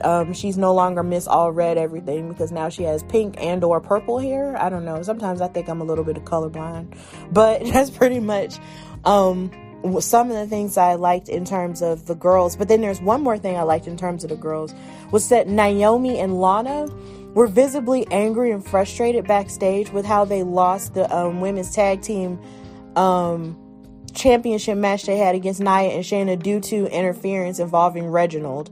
And I feel like it's kind of weird how sometimes they'll have Reginald out there, but then other times they won't. But then it's just like when they do have him out there, it's always to make some type of screw job finish. And I feel like Naomi and Lana are now just getting really angry because it feels like they're constantly fighting them over and over again to no avail. But it's so hard to root for them when on SmackDown you have Natty and Tamina trying to go for them as well. So it's just kind of like, which one of these girls is, eventually going to take them out if they can take them out? It's just kind of interesting. But at the same time, I do want to see more aggression from Naomi because I hadn't really seen that type of aggression from her since, I want to say maybe 2014, 2015, right around the time the Women's Evolution was starting and she was heel. So I think this will be really interesting, for her and Lana. Another part of Monday Night Raw that I found interesting was the fact that Shelton Benjamin and Cedric Alexander officially broke up their tag team after they suffered yet another loss to, I believe, Lucha House Party. And I think Cedric has all the makings to be a star on his own, even though he started off as a cruiserweight and he is a former cruiserweight champion. For a while before he had joined the Hurt Business, he was just kind of stuck, in limbo. But, he's found his aggression. He found his stride in the Hurt Business. And now the Hurt Business is broken up. And it's just so stupid that they did that. But now Cedric kind of wants to strike out on his own. And I'm pretty sure him and Shelton might have a match, down the road. And I hope they do, because Shelton Benjamin is somebody who is still very much in his prime, even though he's been in the company and been in wrestling for God knows how long. He can still do amazing things, and to do that along with Cedric, who is absolutely amazing. I keep burping. Excuse me. Who keeps doing amazing things as well. It's just, you know, the sky's the limit with that. So I'm really interested in seeing that. Also, I was happy to see Angel Garza fighting in a match, and him actually, you know, beating up Drew Gulak. And shout out to Drew Gulak, you know, for training Brittany Blake, who was my last guest on my show in my first episode that I released this weekend. Like, he got beat up by Angel Garza, but then Angel Garza stuffed a rose up his butt, and I was like, oh my god, that's terrible. But it was still good to see him fight, because it's just so weird, because out of the whole, you know, quasi Los Ingobernables that we had with him, Andrade, and Zelina, Angel is literally the only one left. It's like he's the Carmella out of the whole Enzo and Cass thing. It's just like he's the only one left, and it's just like, oh my god, it's just so sad. But here's hoping that he can continue to do more. And I was really happy to see the main roster debut of Mansoor from Saudi Arabia. He used to be a fixture on all the Saudi Arabia shows, of course, when everything was normal. And he would win all those matches, and he would, you know, go over to the Saudi Arabian crowd. So, and then I also read somewhere that he's also been on 205 Live a little bit. So now they're transitioning him to sort of show himself, you know, I guess in a feud against Sheamus. But it looks like Sheamus is also feuding with Humberto Carrillo, who wants to prove himself, you know, for the United States Championship. So maybe it's going to be a triple threat at Backlash. Who knows? But I still think that's really interesting. So that's really everything that I loved about Raw. And now I'm going to talk about what I loved on NXT. I really love the Leon Ruff Swerve Scott match. Because it showed that Leon Ruff has a whole lot of aggression that, you know, you wouldn't assume that he would have, because he's just a sweetie pie who has like the biggest smile, and he's very small and stuff. But, you know, what he does, you know, in terms of his, you know, kicking and all of that offense and stuff, is just really cool. And then you have Isaiah Swerve Scott, who's an amazing cruiserweight as well. You know, like, this match was really good, and you can tell, you know, that this feud, you know, is something serious between these two. And this isn't over, because as the match kept going on and as they kept destroying each other, towards the end, you had interference from Swerve's crew. And then they all came out there and beat up on him, which allowed for Swerve to get the win. So I guess, you know, it's only safe to assume that at some point they're going to fight each other again, or maybe Leon Ruff is going to gather, you know, some of his friends so they can all fight each other. But then I was also intrigued with the fact that Brianna Brandy, old girl with the gray braids, who's like super beautiful, like, and stunning, she was a part of Swerve's crew too. And I'm just sitting here like, when is she gonna fight? Like, cause she's been backstage, like, and she used to pop up on Raw Underground and everything. And I was just like, when is she gonna fight? But maybe the Swerve's crew thing is actually gonna become like a faction, and then maybe they will, but I don't know. But it's still cool. Also, I enjoyed Cameron Grimes being ribbed by Ted DiBiase. I feel like that's one of the most amazing things to happen, because it's just like Cameron Grimes is basically, you know, bragging about having all of this money and talking about, you know, how, you know, he can rent out, you know, a part of a club. But then, as it turns out, Ted DiBiase, you know, it's like, you don't have money until you can buy out the whole club, bro. And it's just so funny, because I'm just like, you cannot out $1 million the $1 million man. You just can't. And something that I live tweeted during the show was just the fact that I can't get over how I saw him talking to Ric Flair at the Comic-Con I went to a few years ago.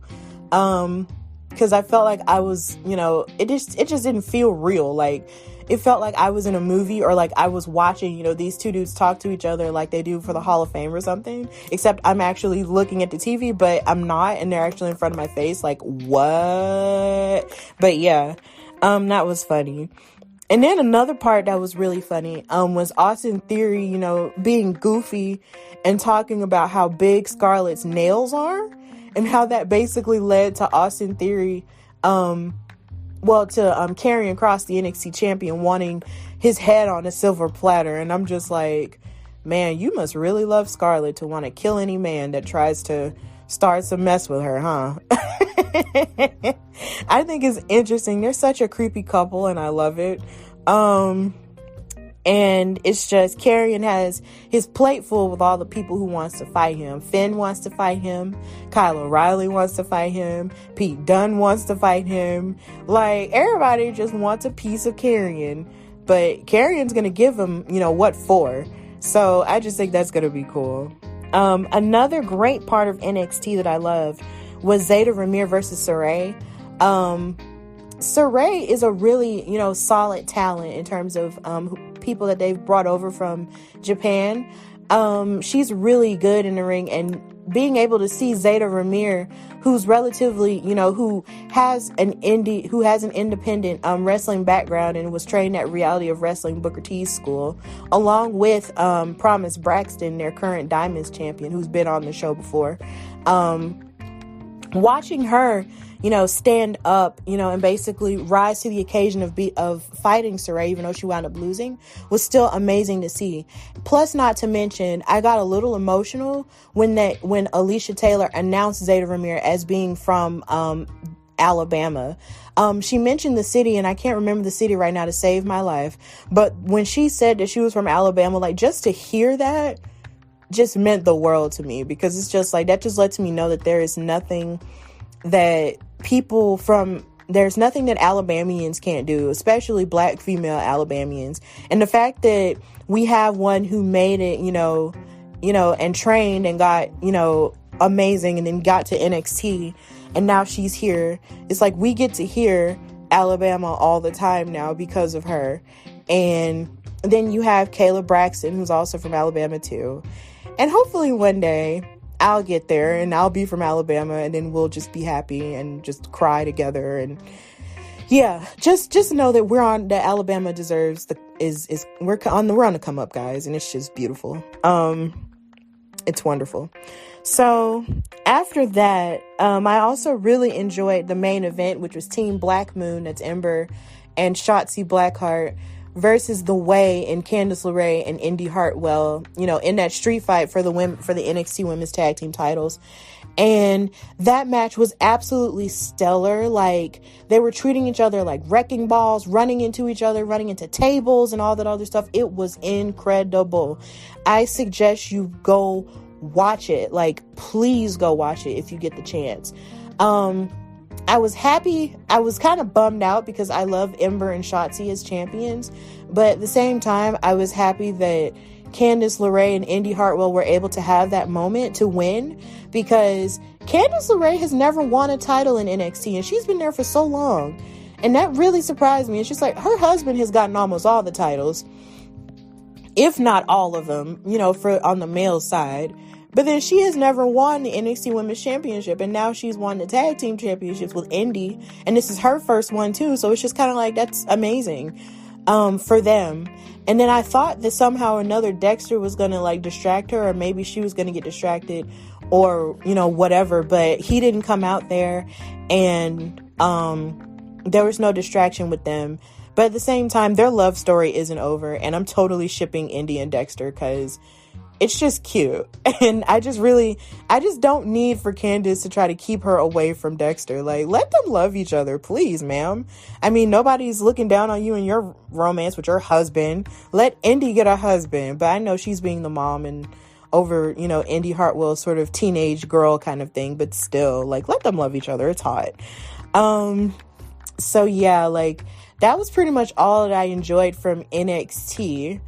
But SmackDown, though, that was fan-freaking-tastic, because it was a throwback week on Fox, and so it, boiled over into SmackDown, and I was wondering, what they were going to do for it, considering SmackDown only, existed it started in 1999, so I was wondering, how they're going to do this throwback thing, and go back to the 80s or the 70s or whatever, but it felt really 80s, though, in some places. But then, of course, they showed a lot of great moments, like The Big Show and Brock Lesnar breaking the ring. And then they showed Eddie Guerrero and Vince McMahon in a lowrider, R.I.P. Eddie. And then they also showed Edge and that guy formerly known as Hulk Hogan winning the tag titles, and how he was living his dream and all the other stuff. And, and then on top of that, once the show started, you had Roman Reigns, the Universal Champion, come out with Paul Heyman and Jey Uso. And all of a sudden, you hear the Uso music go off, and then you see Jimmy. And I'm just like, oh my God, it's Jimmy! Like, I freaked out because I miss Jimmy so much. And I miss the Jimmy and Jey connection that they have, as brothers and everything, and as a tag team. I've missed them so much. So I was so glad to see him come back and be, who he is and everything. And to see throughout the entire show, the progression of the feud within the family that they've got going on is just absolutely stellar. It's like Jimmy has been gone all this time, and he's had to watch his brother, sort of pussyfoot behind, I don't mean to say it like that, but pussyfoot behind Roman Reigns over and over again. And he's sort of tired of it because they were their own men, and Jimmy is his own man. And he's basically saying, I'm not about to be, your little lapdog. He essentially said, I'm not going to be your little B word. That's not me.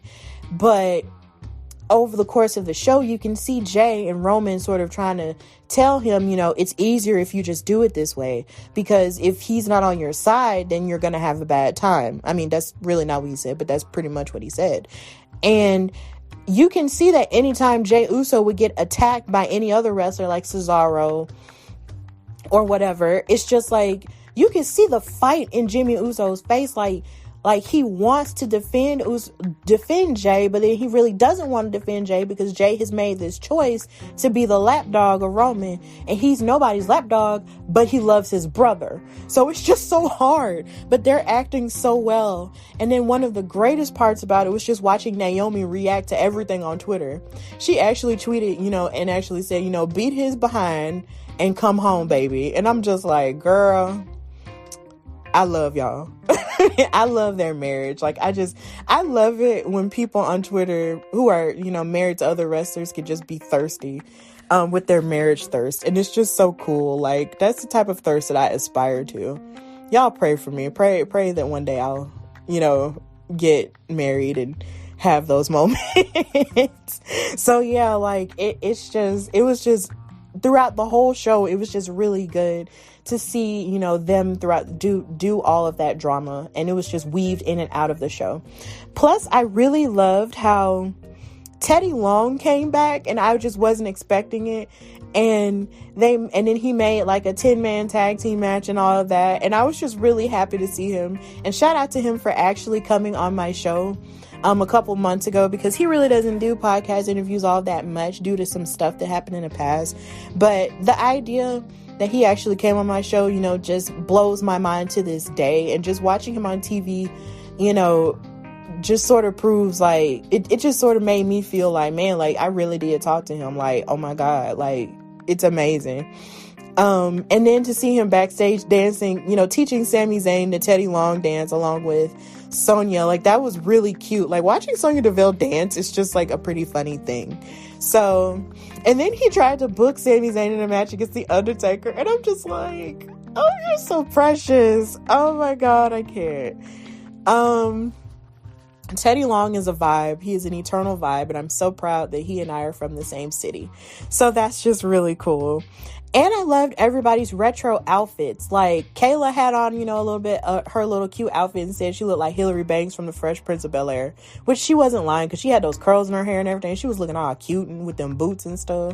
And then you had Michael Cole and Pat, dressed up, in their commentator clothes, kind of like they used to, in the, I want to say in the 90s, or in the late 80s, early 90s. Like, that was really cute. And then they had those microphone covers that had WWE with the retro letters, and then it came on, and then SmackDown came on in the retro way that it used to, with the current slogan. And I was just like, oh my God, I love stuff like this. Like, I am a sucker for nostalgia. Like, I just love stuff like that. I enjoyed it. And they had the CGI fist, and I know a lot of people were really gunning for them to make SmackDown look like it did when it was on UPN. Shout out to UPN, I miss it. And it's just like, even if they didn't do it, maybe they weren't able to, get the manpower to physically take everything down in the Thunderdome screens and everything just to put it up. But at least they tried with the CGI fist. So I still thought that was cool. And I also want to give a shout out to UPN too, because as I've been rewatching the Parkers, it's like since the Parkers and WWE SmackDown were on the same channel, there were a lot of references they made to SmackDown within the Parkers show. And it was just like, man, like wrestling was really that thing back there, like in the 90s and the 2000s and everything. Like they were on the same network, so they made references to each other in this amazing black show. And I'm just like, yes. So yeah, I miss UPN. Making SmackDown references and everything. It's just so cool. And then they also show commercials for Ico Pro and the old WWE ice cream bars. They had a commercial with Hacksaw Jim Duggan, and he ate the ice cream bar and it made a crunch sound. And I was like, whoa, it used to crunch? And Dad was like, yeah, it had a cookie inside. And I'm just like, wow, like that's just stuff like that I find fascinating. And then now they have the ice cream bars, but they're like ice cream sandwiches, but they're still really good though. Like I definitely recommend you try those ice cream bars, but you have to look up what stores they're in because they're not in every store. Like you're not going to find them at Walmart. Here in Alabama, they're in Publix. But yeah, but just to hear the ice cream bar crunch, and then to know what Ico Pro is even now, it's just kind of like, man, like Daddy was explaining to me, you know, what Ico Pro was, and I was just like, why does it feel like everything Vince McMahon does outside of wrestling, just if it's not a movie or something, it just winds up failing somehow? Like, god dang it, like Vince, why? But it's okay, it's okay. At least he can live his life saying that he tried. Some people just don't try. So that was really cool. I love that Cesaro now has a chance to fight for the Universal title, even though I feel like there's going to be some shenanigans, you know, thrown in there. But I'm just really happy that Cesaro's going to have his chance at a giant title like that, because he's never had an opportunity. And I wish, you know, he would win it. But with Roman Reigns being as Roman Reignsy as he's being lately, I just don't think it's going to happen. But I really would love if Cesaro could win. But you just never know. I'm just glad he's getting the opportunity. And then another thing that I liked about SmackDown was Bayley, you know, in her new hairstyle, which I think is really cute with the crinkles and stuff. It's kind of wild, but it's still cute. And then she came out to throw shade, to give praise and throw shade at the women's champions of the past, like Alundra Blaze and Jacqueline and Trish Stratus and Lita, who she called her heroes. But she basically said that they weren't as good as champions as she was. And then she mentioned Bianca Belair, you know, dead last or whatever, and proceeded to call her insecure and, you know, and making it seem like, you know, I'm just going to use all those insecurities to beat you at Backlash because I'm the better champion. But Bianca Belair came out in her shining outfit and everything and basically said, you know, I have confidence, you know, and I am not insecure because I know I'm the EST and I'm going to beat you up. And so Bayley just starts laughing at her. Like, she just keeps taking her as a joke, and it irritates me. I'm just like, I'm gonna need for you to stop laughing at her like she funny, because Bianca is funny, but she's not that funny in terms of you undermining her and stuff like that. Like, stop laughing at her like she won't beat your behind. And then it was funny because when Bianca was cutting her promo, she said that she's living her best life. You know, I was just like, yes. Like, everything about Bianca Belair just makes me feel so seen. But then Bianca proceeded to beat her up, you know, after Bayley tried to attack her. But then Bayley got the best of her and then stepped on her braid. And then also not only just stepped on her braid and stomped on her face, she tried to yank her by her earring. And I'm like, no. Is Bayley trying to act like Randy Orton did with Jeff Hardy and his ear gauge? Because you don't snatch those big earrings out of a woman's ears, because that's damage. That was making me scared. But, you know, I'm looking forward to watching them fight again, because we know Bianca Belair is going to tear it up per usual and retain her title. So it's going to be cool. So that's pretty much everything I liked about wrestling this week. And I hope you enjoyed this little throwback section where I know I kind of ran through 3 shows all at once. But I'm not going to keep doing that. But I just wanted to do that for the sake of trying something different. So that's the end of this segment. And now we're going to go to our interview with the Woad.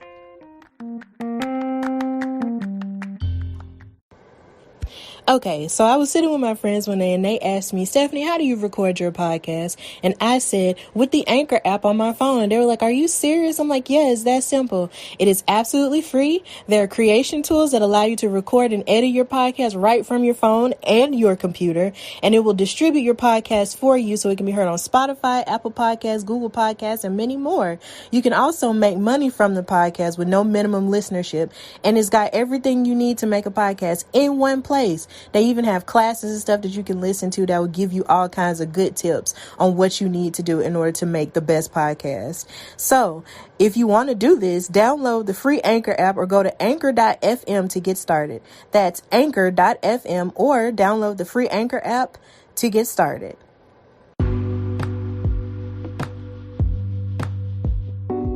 Today, she is known as the one-eyed, thick-thighed weapon of all destruction, otherwise known as the Woad. How are you, ma'am? I'm great. How are you? I'm doing good. So I'm going to start off my interview by asking the question I ask all of my guests is, when did you fall in love with wrestling? Well, I've been watching wrestling. I can say I think ever since I was 3 years old. I cannot remember a time when I wasn't watching wrestling. My grandma used to watch it. It was right here in Atlanta. With WCW, they used to run their shows. So I've always been a fan. I've always loved it. And ever since I was 3, ever since I saw Macho Man Randy Savage jump off and give his famous elbow drop, that got me hooked. That's like my first memory of wrestling. Oh, that's cool. Something like that. It's so funny you mentioned your grandmother and how she sort of started you to watching it.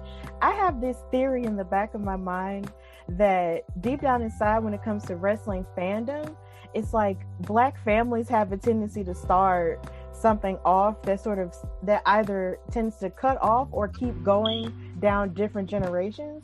So I really feel like somehow or another that should be talked about a little bit more. But then again, I'm not sure if every Black person or every Black wrestling fan has had that experience or not, but I feel like that's the thing that should be explored a little bit more. Well, I think that's definitely something that can be taken in consideration because, our grandparents, they were around with the Hulk Hogan's, the Andre, the Giants. That's who they watch. So I'm pretty sure it definitely has an influence on future generations for sure. Yeah, definitely. And it's just like when my grandma, like she saw Ric Flair at the Boutwell here in Birmingham, Alabama, and Pat Patterson and all them. And then it's just like she exposed my father to it, and then my father exposed me and my sister to it. So it's just kind of a family affair type of thing. Yeah. And it's just really cool. So when did you decide that you wanted to pursue it as a career? I can say when I was 15 years old. That's when I've always loved wrestling, and I've always felt a connection to it. I always felt that I was meant to be a part of it. And growing up when I was younger, I was like, oh yeah, I wanted to be a wrestler. My parents thought it was funny because, me being half blind, they're like, oh, well, okay, yeah, sure. You're a straight A student, but yeah, go get in the ring and let people knock you upside your head for a living, definitely. But when I was 15 years old, that was when it was solidified. I knew that was what I wanted to do. I knew that was something that I should make a part of my life, and that's something I feel that I was meant to be, and something I feel like I can make a change in. So yeah, and ever since then, that has always been my dream.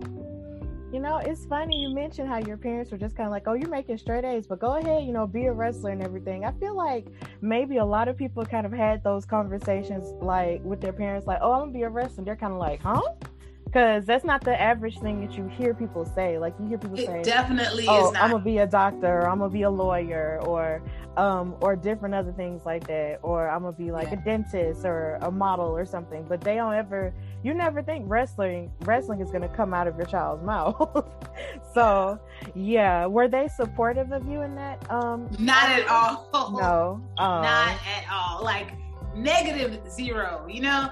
And it really kind of bummed me out because, you know, it's your parents and, you know, you want them to see that this is your life and this is your choice, and you want them to know that, you know, that they support what you do even if they don't agree with it. And I did not get that from my parents, my friends, or my family. Now I do, and that's what really makes me happy, because, you know, I could sit around, I can, you know, still think about the times when my dad wouldn't talk to me because I chose to, you know, not go off to college, not go to school, but become a wrestler. You know, he stopped speaking with me. He made me stop speaking with my siblings. And it was really rough because coming from a large family, that was like the first time I really felt alone. And I told myself, well, you know, if I got to be alone to make this dream happen, well, that's what I'm going to do. And that's a good thing that you persevered, you know, even through those hard times. So I can't even imagine being cut off from your family like that. But, you know, at least now they really do support you in that now. Because I think that sometimes people it's like they don't support you maybe because they don't understand it. But then it's like once they see that you're flourishing at it, they tend to turn around and look and see that it's making you happy. So I'm glad that they are supporting you now. Even though it started off kind of rough in the past. So how did you pursue your training when you decided to go all in on it? Well, see, growing up, I just watched, you know, what was on TV, WCW, WWF, you know, Monday Nitro, all that. So I wasn't aware of the independent scene here in Georgia. And I just started looking up wrestling schools in Georgia, and there was a local school here right in Atlanta that was owned by, I think, Curtis Hughes. And I went there and I was very disappointed because it wasn't what I thought it would be. It felt like they didn't take me seriously as well because, well, honestly, I'm not gonna sugarcoat it because I was a Black woman, and I felt that they didn't see much success in me. You know, I'm just gonna call it like it is, you know?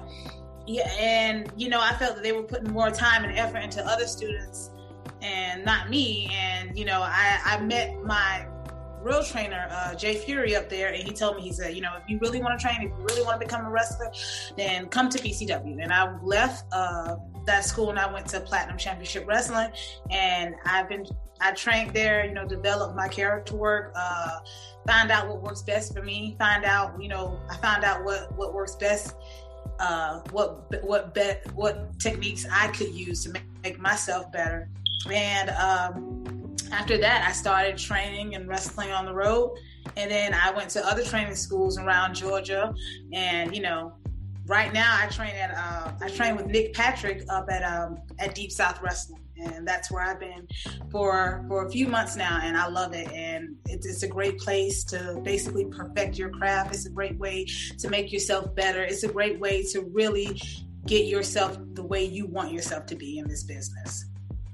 Okay, so it looks like you got a diverse amount of training, even though you started off at a school that didn't necessarily value you as a student. Because you were a Black woman, and it is okay for you to say that here on the Hardy Wrestling Podcast. You are in a safe space. We're both Black women. I get it. So I am I'm disappointed in the idea that they didn't see any value in you at first, but I'm glad that you continued to persevere through that and then find a place where you did feel safe and where you were taken seriously as a student. You know, the way I look at it, you know, I mean, for years, you know, wrestling has been, you know, a white man's game for years, since the beginning of the time. You know, it may make some people uncomfortable to hear that, but that's the truth. Right. And me being a curvy Black woman wrestling in the South, you know, it has not been pretty. It still hasn't been pretty. You know, I feel to this day that Southern wrestling still hasn't really accepted Black women. I still feel that they're not used to how we work. They're not sure how to use us. And that's sad to say because, you know, it's like this business is big enough for everybody. And you're telling me that you don't know how to use me simply based on my skin color? Like, does that really throw you much of a loop that, wow, just because this person is a different skin tone, oh my goodness, I don't know how to book them. Like, or you could just be a booker and, book, Yeah. But, yeah, I feel definitely the South, is definitely still has some things to work on. Like, even now, if you look at Southern wrestling, I'm talking about states like, Georgia, Alabama, Tennessee, you don't see that many Black women. You don't. No. There are definitely some, but it's not, it's not as many. And I feel like we have to work 3 times as hard just to even prove ourselves, because I feel that for the longest, Black women have been used as talent enhancement. It's always to make the other girl look good. It's always to make, the other girl that's lesser experienced. Oh, but she looks cute in these shorts, or this, that, and the third. We want you to make her look good so she can be our champion. But, and I've had my share of that. And instead of me getting angry and upset about it, it just made me work harder. It made me see that, this business, it still has some work. It still has some things that it needs to work on. So. Yes, definitely. And hopefully they can continue to evolve with how we see Black women, because definitely we're all not the same. We're not monolithic. So it shouldn't necessarily be as hard to book us now in the 21st century, because it's 2021 and we're all not the same.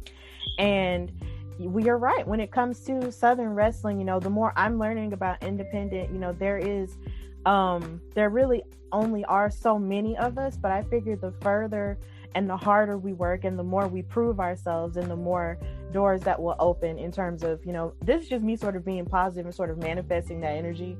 It's just the more we put ourselves out there and the more harder we work, then the more positions that we will have to be on top. So I'm definitely glad you're speaking to that. And I was actually going to ask you more about that a little bit later on, but we can talk about it a little bit more if you like. So I'm going to ask you another question.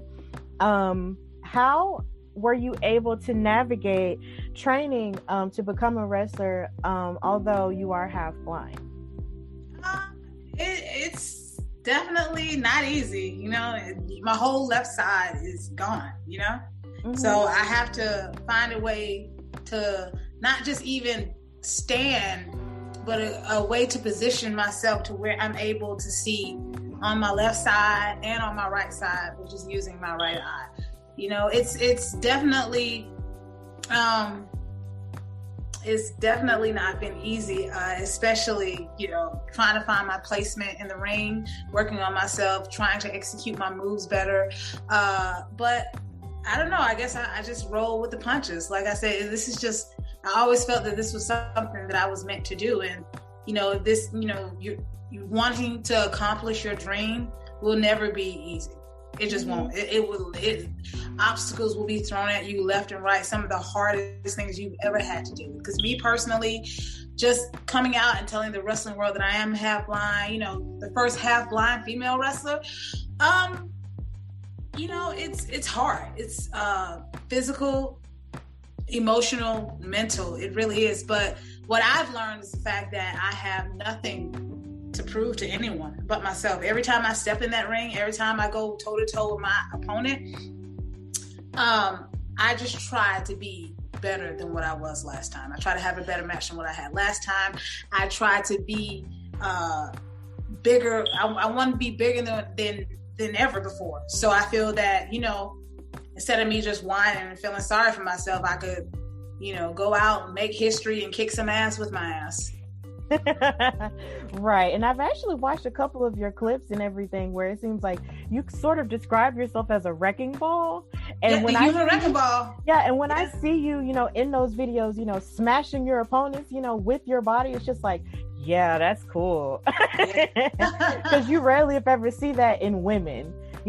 So it's just like, so to see you doing that, even persevering through, even with your half blindness, is just amazing, and it's an inspiration. Plus, I really love your eye patches too. Oh, thank you. They're so cute.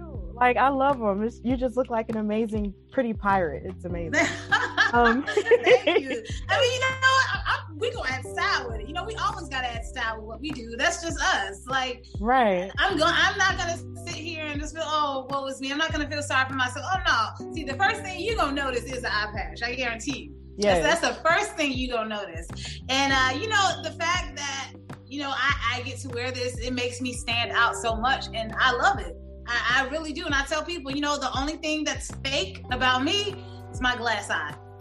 Mm-hmm. And yeah, so and it's great that people always tell me, it's one of my wrestling friends, Theo, he told me, he said, it's not about what you see, it's about what you don't see when you look at the Woad. Coming out, you see curvy girl, big booty, you eye patch, and that eye patch gets you because it's like, oh wow, that's different.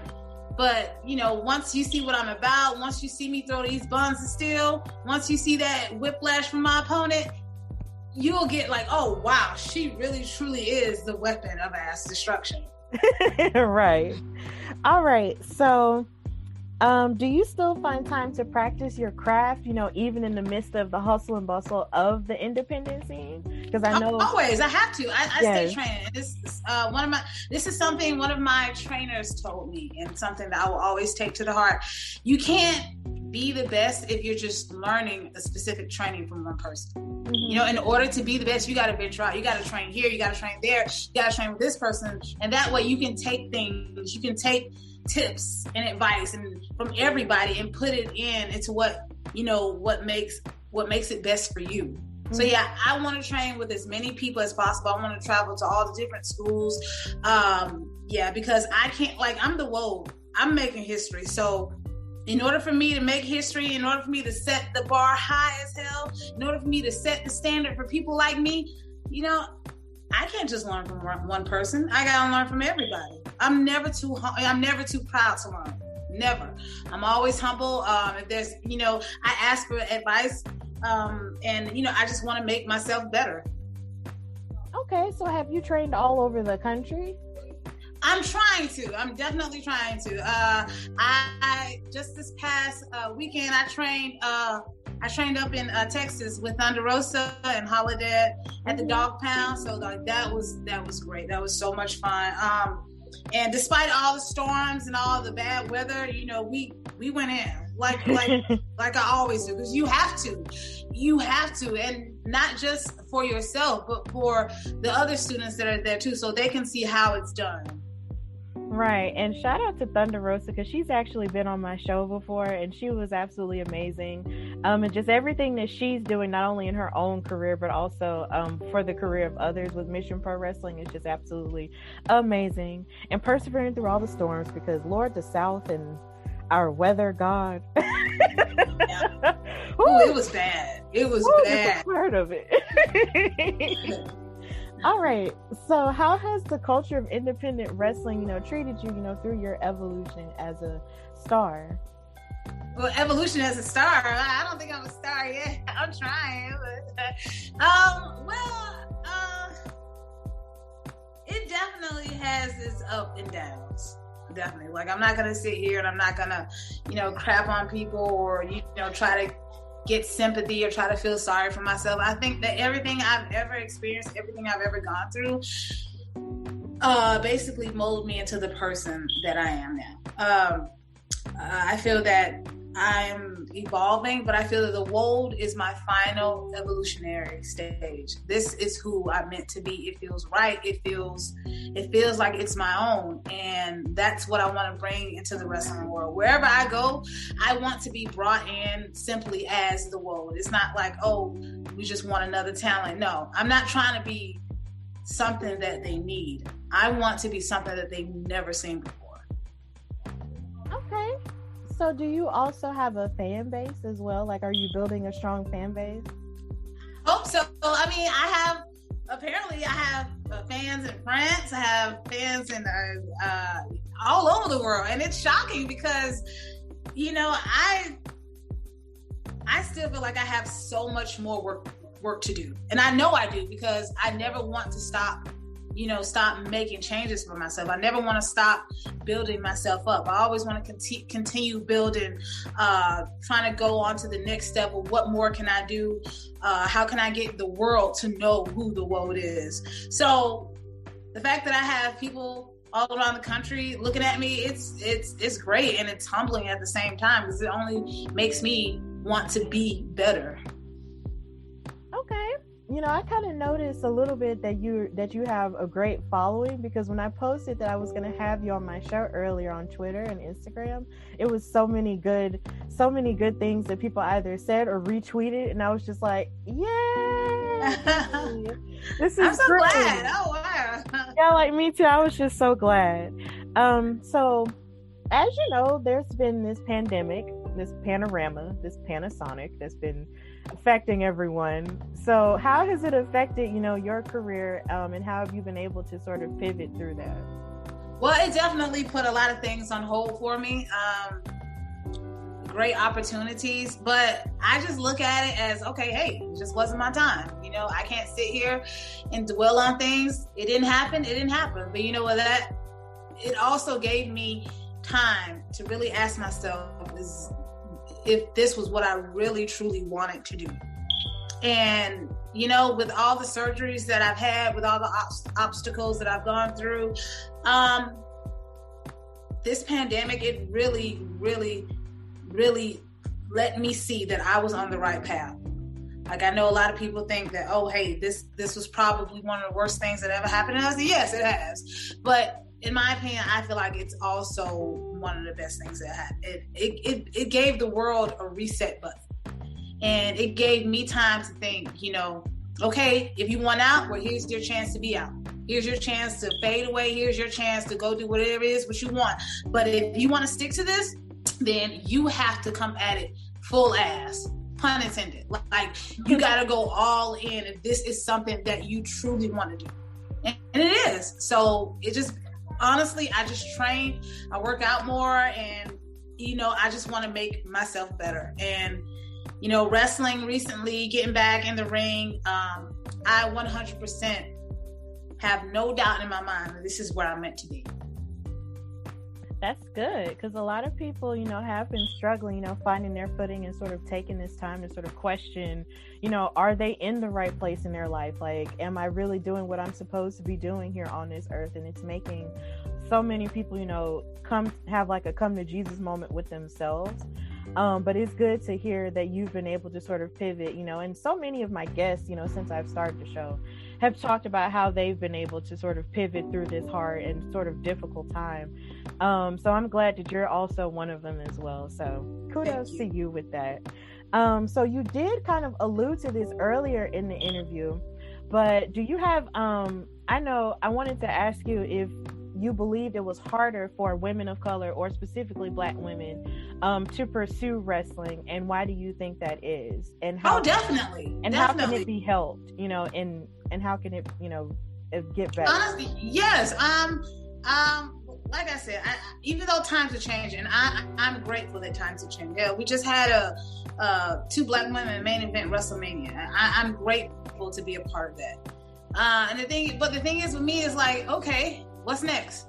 Okay, instead of having our own, main event, which is great, how come we can't just be a part of the first ever women's main event? Why is it that we always have to have our thing? And don't get me wrong, having our thing is great, but it shouldn't just be our thing. We should be included in everything. Like, there are some there are promotions here that in the South that barely uses Black women. That's sad to say, because like I said, it's definitely progression, but it's slow ass progress. And as much as I'll take slow progress over no progress at all, but yeah, I think definitely we need more, not just Black female wrestlers, but Black female announcers, Black female commentators, Black female bookers, Black female refs. Like, we need it all, because if we don't hype ourselves up, no one will. They just, or at least it'll be harder, because we're all trying to claw, and we're all trying to get to where we're supposed to be or where we want to be. And yet this business is just telling us, okay, well, you're going to be the last. We're going to get everybody else, but you're going to be last. And it's like, no, this business is big enough for everybody. And we need to show that, hey, just because, you're a Black female wrestler, you don't have to act all hood and ghetto. You don't have to talk about your hair. If that's what you want to do, that's fine. But you don't have to be the stereotype. People look at me and it's like, wow, yeah, of course, I know you're going to stare at my behind, but you know what else you're going to do? you know what else you're gonna do? You also talk about it when I knock somebody the hell out. So yeah, okay. You want to say how big my butt is, but you know what these bouncers still can do? These bouncers still can withstand the hit of a steel chair.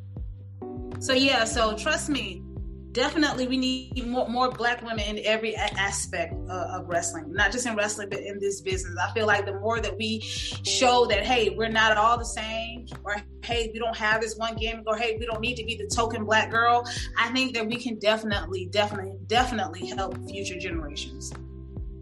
You know, all of that is really good that you said that, because I was just talking on my last episode about how I feel that there should be more women as a whole, but also definitely Black women behind the scenes, outside of also just being announcers, being commentators, and being, you know, writers of stories and stuff like that. Because sometimes I find that in wrestling, with most of the writers sometimes, and most of the people behind the scenes being men, is that they sort of show women from only one perspective, or from the male gaze, as opposed to from the female gaze. And I feel like all around that needs to happen. There needs to be, you know, a shift of women being in these positions, so there can be more diversity in how women are perceived, not only in the independents, but definitely in the mainstream as well. And then you mentioned the main event of WrestleMania, which was Sasha Banks and Bianca Belair. I loved it very much, and I was very proud of those girls. However, I loved how you mentioned that you wish that they were just in the main event, the very first female main event. I felt that way too, because a part of me felt that Sasha and also Becky and Charlotte should have been the main event of the WrestleMania in Texas, because the main event that they did have, which was Triple H and Roman Reigns, wasn't up to par with that match at all, in my opinion. And if they were going to have a main event, you know, then that one should have been it. And if they were going to have the first women's main event, you know, it really could have had, you know, more diversity in it, as opposed to just, you know, Becky, Charlotte, and Ronda. As much as I love those three, you know, deep in my heart, you know, there is a little bit of a slow progress when it comes to Black women in those, you know, positions. And I'm so glad that you mentioned that, because that's something I've sort of been holding back in my mind, but I don't really talk that much about, but I never really like said it out loud. And I'm glad that you brought that up. Yeah, because it's like, you know, people, it makes them uncomfortable to talk about. I'm like, good. It should make you uncomfortable, because you know it's the truth, and the truth is uncomfortable. Like somebody, like I posted a clip on my social media after the main event, and I was in, you know, someone commented, they was like, oh, it's not about color. You know, it's about the fact that the WWE, these were the only two girls that could live up to that. I'm like, no, it's not. Right. There were plenty of Black women back in the day. You telling me Jazz couldn't pull that off? You telling me Jazz cannot pull off a main event WrestleMania? You gonna sit there? No, are you kidding me? You telling me Awesome Kong? You really gonna sit there and tell me Naomi couldn't have done that? Like, no. And then you know, they may not like to hear it, but yeah, I truly feel that wrestling has missed out on a lot of those Sasha Banks, Bianca Belair main events, simply because they didn't believe in Black women. Right. You know, and it's like you can't, you know,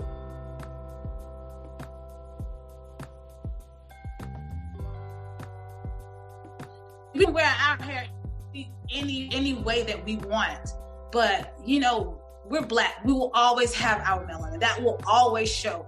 And I feel that, you know, Black women, you can't make them look anything other than being Black. You know, we don't have, you know, we don't have blue eyes. I mean, you understand what I'm saying? But it's like, you cannot not make a Black woman not look Black.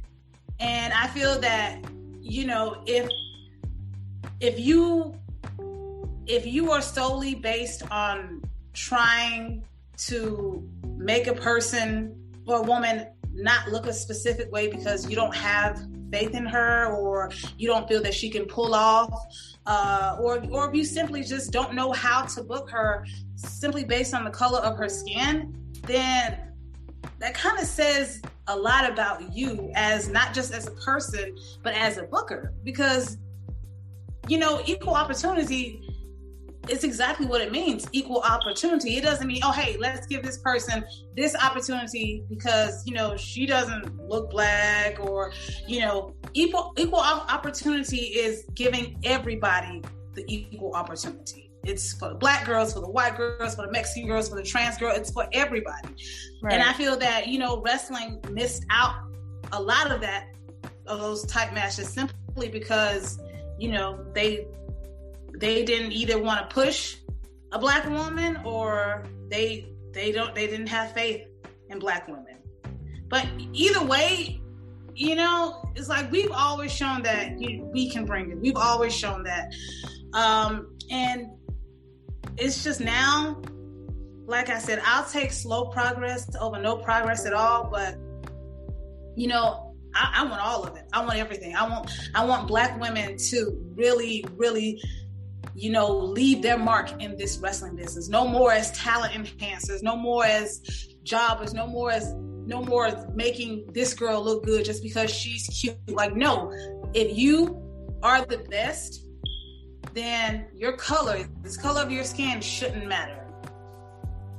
Right. And even if the color of your skin doesn't matter, if you see the color of my skin, that shouldn't make it seem like, oh, well, she did this because she's black. See my color and see my heritage and respect my heritage, but just know that that's a motivation for me to be who I am. So I really appreciate you, you know, speaking more about that, more about your experience as a black woman in that. So how important is it to also represent for full-figured women in wrestling? Oh, you know, I have to do it for the big girls, mm-hmm. you know, and it's crazy because I wasn't always like this. I always felt that, you know, back then when I started out, I felt that if I lost a few pounds, or if I looked more like this girl, or if I was smaller, then, you know, I would get booked more, and, you know, that would be what they want of me. But it's not about trying to be what it is that they want you to be. It's what right. works for you. And I told myself, you know what, no more. I'm not a small girl, and I will never be a small girl, and I love that. And that's no shade to the small girls, but you know, it's about loving and accepting yourself for who you are. And growing up, you know, I used to watch Rikishi, of course. I love Rikishi, and I you know, I would see how he would use his body as a weapon. I'm like, why can't I do that? You know, when I started in wrestling, I was so insecure about my rear end. Like, I would always try to cover it up in my match, and the fans would see that and they would point that out, and it would make me feel even more nervous until somebody told me, they was like, you know what? Use that. Mm-hmm. Use them bonds of steel. You use that ass. Knock your opponent out. You know, it's there. Might as well. They're going to talk about it anyway. They might as well give them something to talk about. So I told myself, you know what, as long as I am healthy and as long as I'm at peace with myself, you know, I love my body. And it took me a minute to get to where I am. But now, like, that's all I want to push out and tell anybody that, you know, that's insecure about how they look or feel that they have to look a certain way. No, the hell you do not. You be you. Because you know why? There is only one of you. I'm pretty sure there are millions of muscle jack dudes or, you know, small girls, but there's only one of you. And if you got a full-figured body, use that.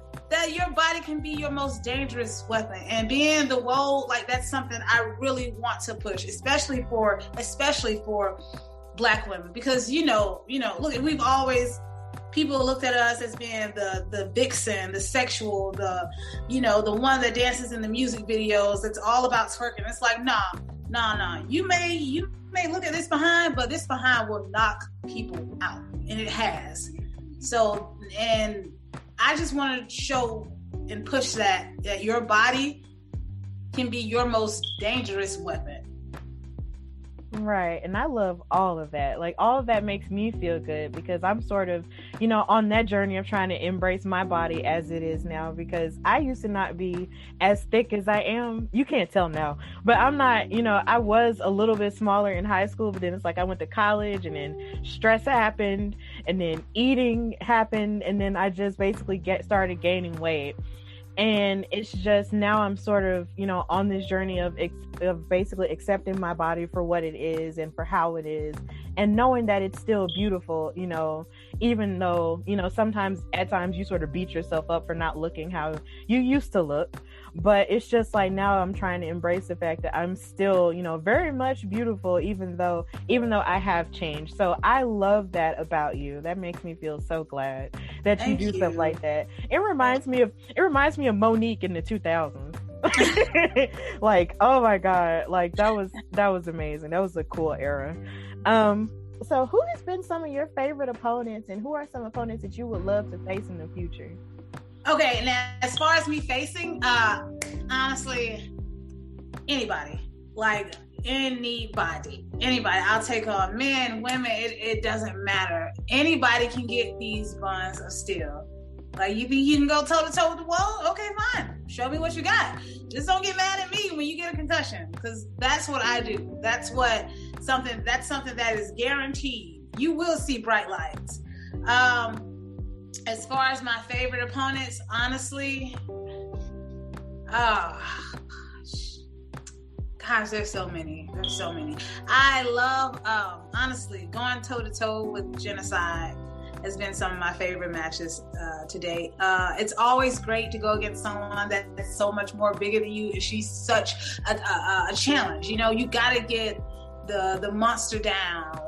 You got to make sure that this woman does not wipe you out, because, you know, it's in the name, genocide. And then you got genocide coming your way, that's coming to wipe you out. So going toe to toe with her, like, it's just great. I love, you know, wrestling her. She's such a challenge, and she always brings it. And I always have to be on my P's and Q's with her. My match against honestly, I gotta say, Alejandra Lyon, even though she didn't get the W, that girl is gonna be great.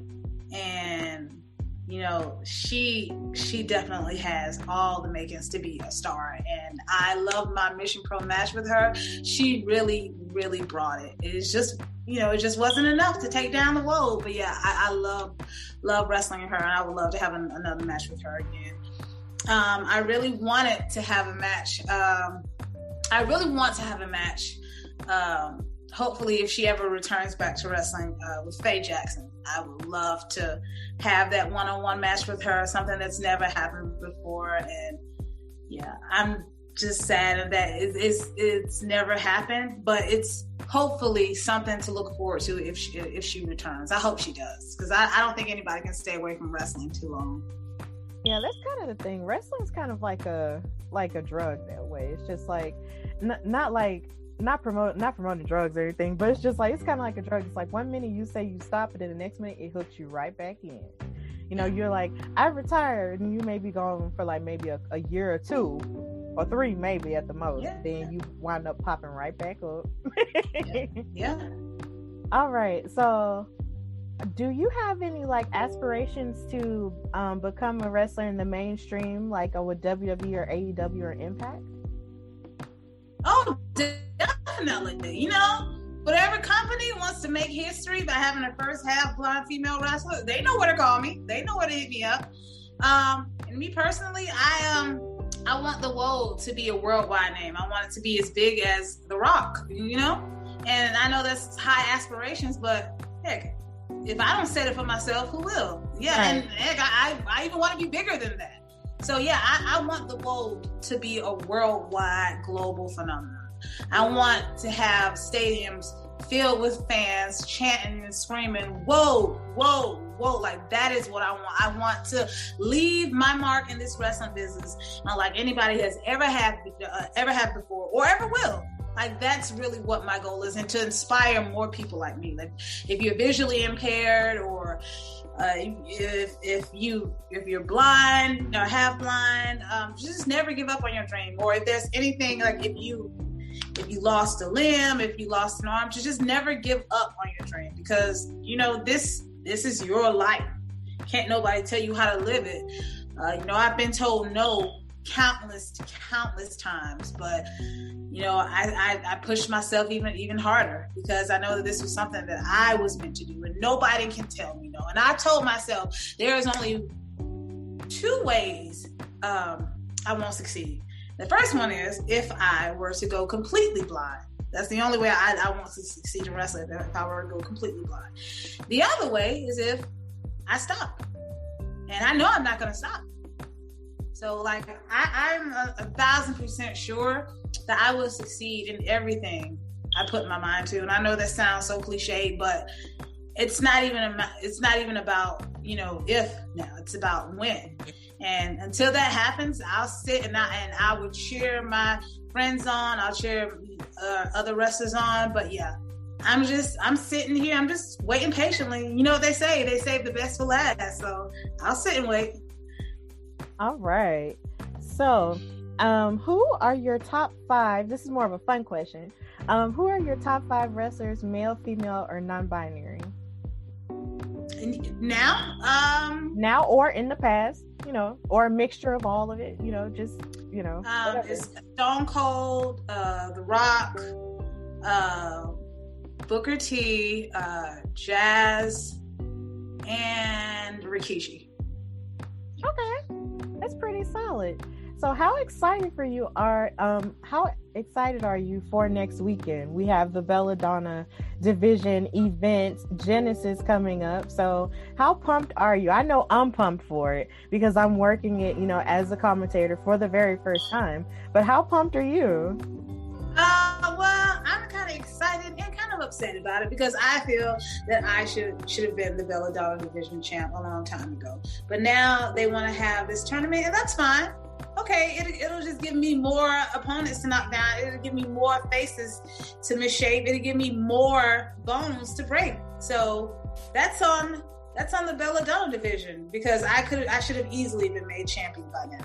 But if they want to go ahead and have this tournament, I'll play along. I'll happily play along. And even though they've yet to release my opponent, which is all fine and dandy. Whoever chooses to get in the ring with the Woad, just don't take this ass whooping personal. Like I said, it's what I do best. So yeah, do not take this Buns of Steel beat down to heart. Well, we definitely cannot wait to see that beatdown, and whoever is going to be taking it next Saturday at the Gaston Mall, please get your tickets, guys. It's going to be cool. So, what does the future hold for the Woad? Everything and anything. That's probably the shortest answer I've gotten to that question, but I love it though. It was very concise.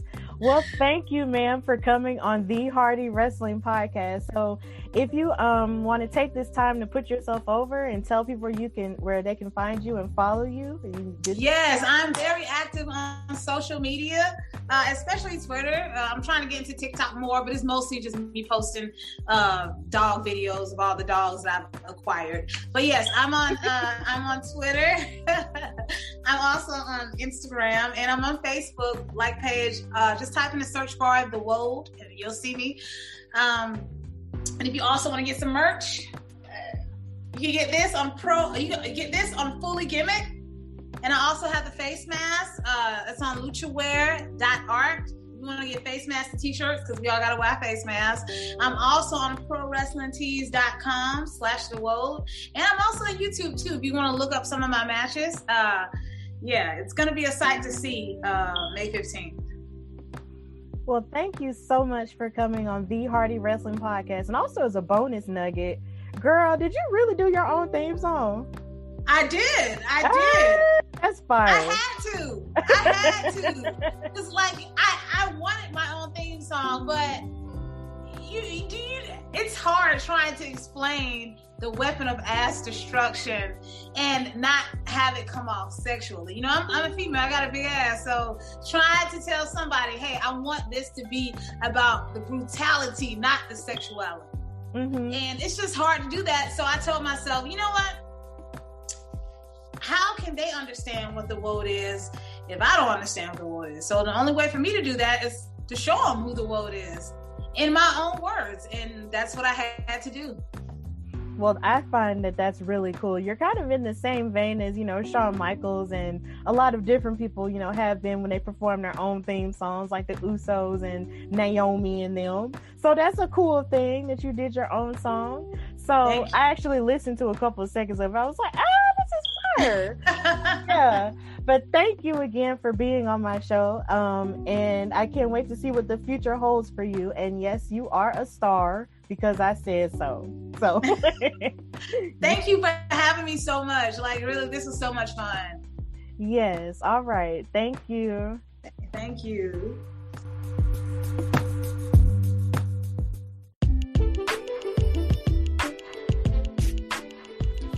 Okay, so since I had the amazing Casey Dillon on my show, and I want to thank her for coming on the Hardy Wrestling Podcast, I want to take this time to actually put over this event a whole lot more, and I'm going to be doing it within the coming weeks leading up to the event. So, the BellaDonna Division is one of the first all-female women's promotions in the South, and I'm so proud that it's taking place in my home state of Alabama. Whoop whoop, sweet home Alabama.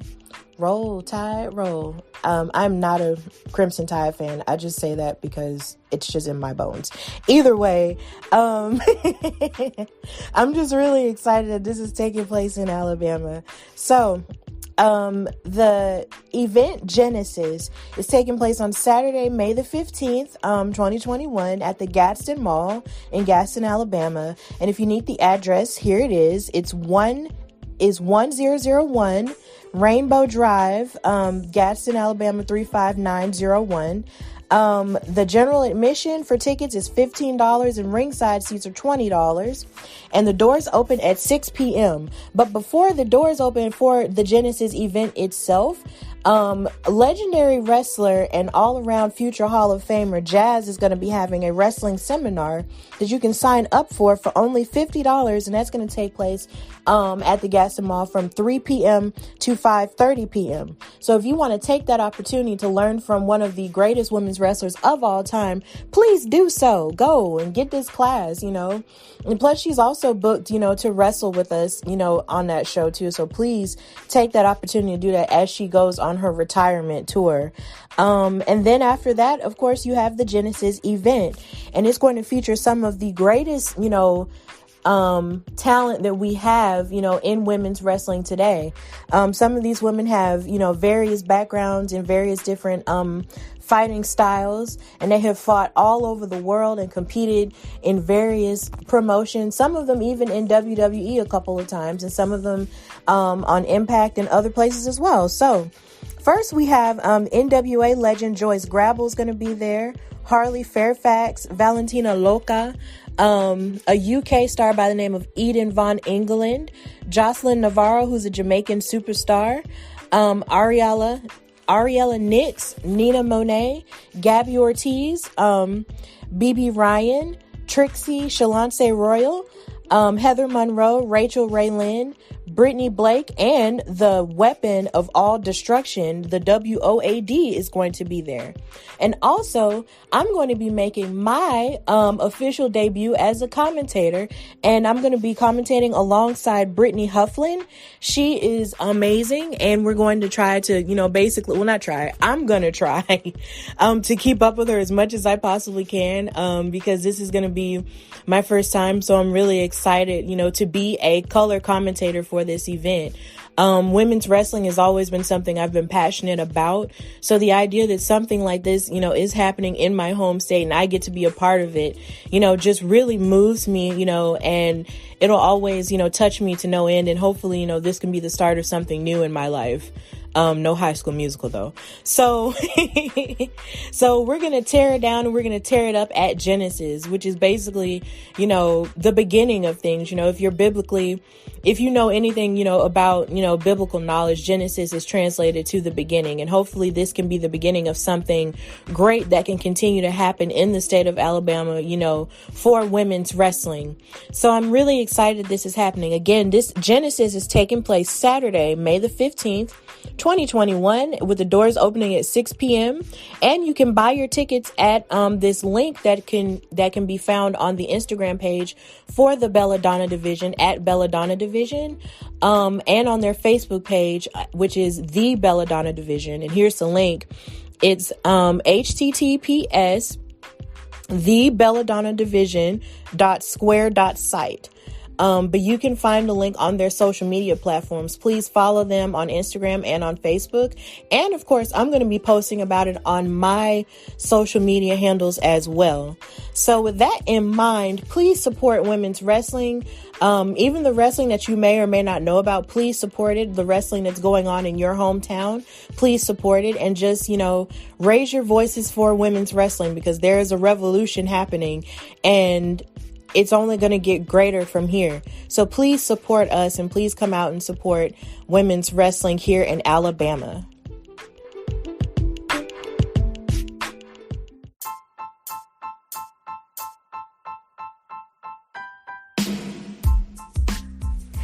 All right, so thank you for listening to both of my episodes that I put out this weekend, featuring two amazing talents that's going to be on the BellaDonna Division show, Genesis, next weekend. And I have the pleasure of calling them as a first-time commentator, so I'm really excited to talk about these girls and put them over alongside my partner, Brittany Nicole. So if you have a mind to, please support the show. I'm definitely looking forward to this opportunity. I'm really nervous, but I really hope that I can be the best color commentator I can be at this point, and hopefully continue to have jobs like this in the future, because you just never know. Maybe one day I'll be, you know, you'll catch me on WWE or Impact Television as a girl commentator. Like, who knows? So thank you for listening to these episodes. And like I say, as I say, you can follow me on Instagram at Hardy Wrestling Podcast and on Twitter at Hardy Wrestle Pod. And you can listen to the show anywhere you get your podcasts. That's Apple Podcasts, Google Podcasts, iHeartRadio, Spotify, my YouTube channel, Hardy Wrestling Podcast, and just anywhere else you can get them. So with that in mind, I thank you so much for listening to the show, and I thank you for being supportive of the show continuously. And I just hope to just continue to give you the best that I can give, because I got a lot of cool surprises coming up within the next couple of weeks. So with that in mind, I hope you're staying safe and being your best self. And until next time, this is the Hardy Wrestling Podcast with your girl, Stephanie Hardy. Bye, y'all. Yeah, that's a note.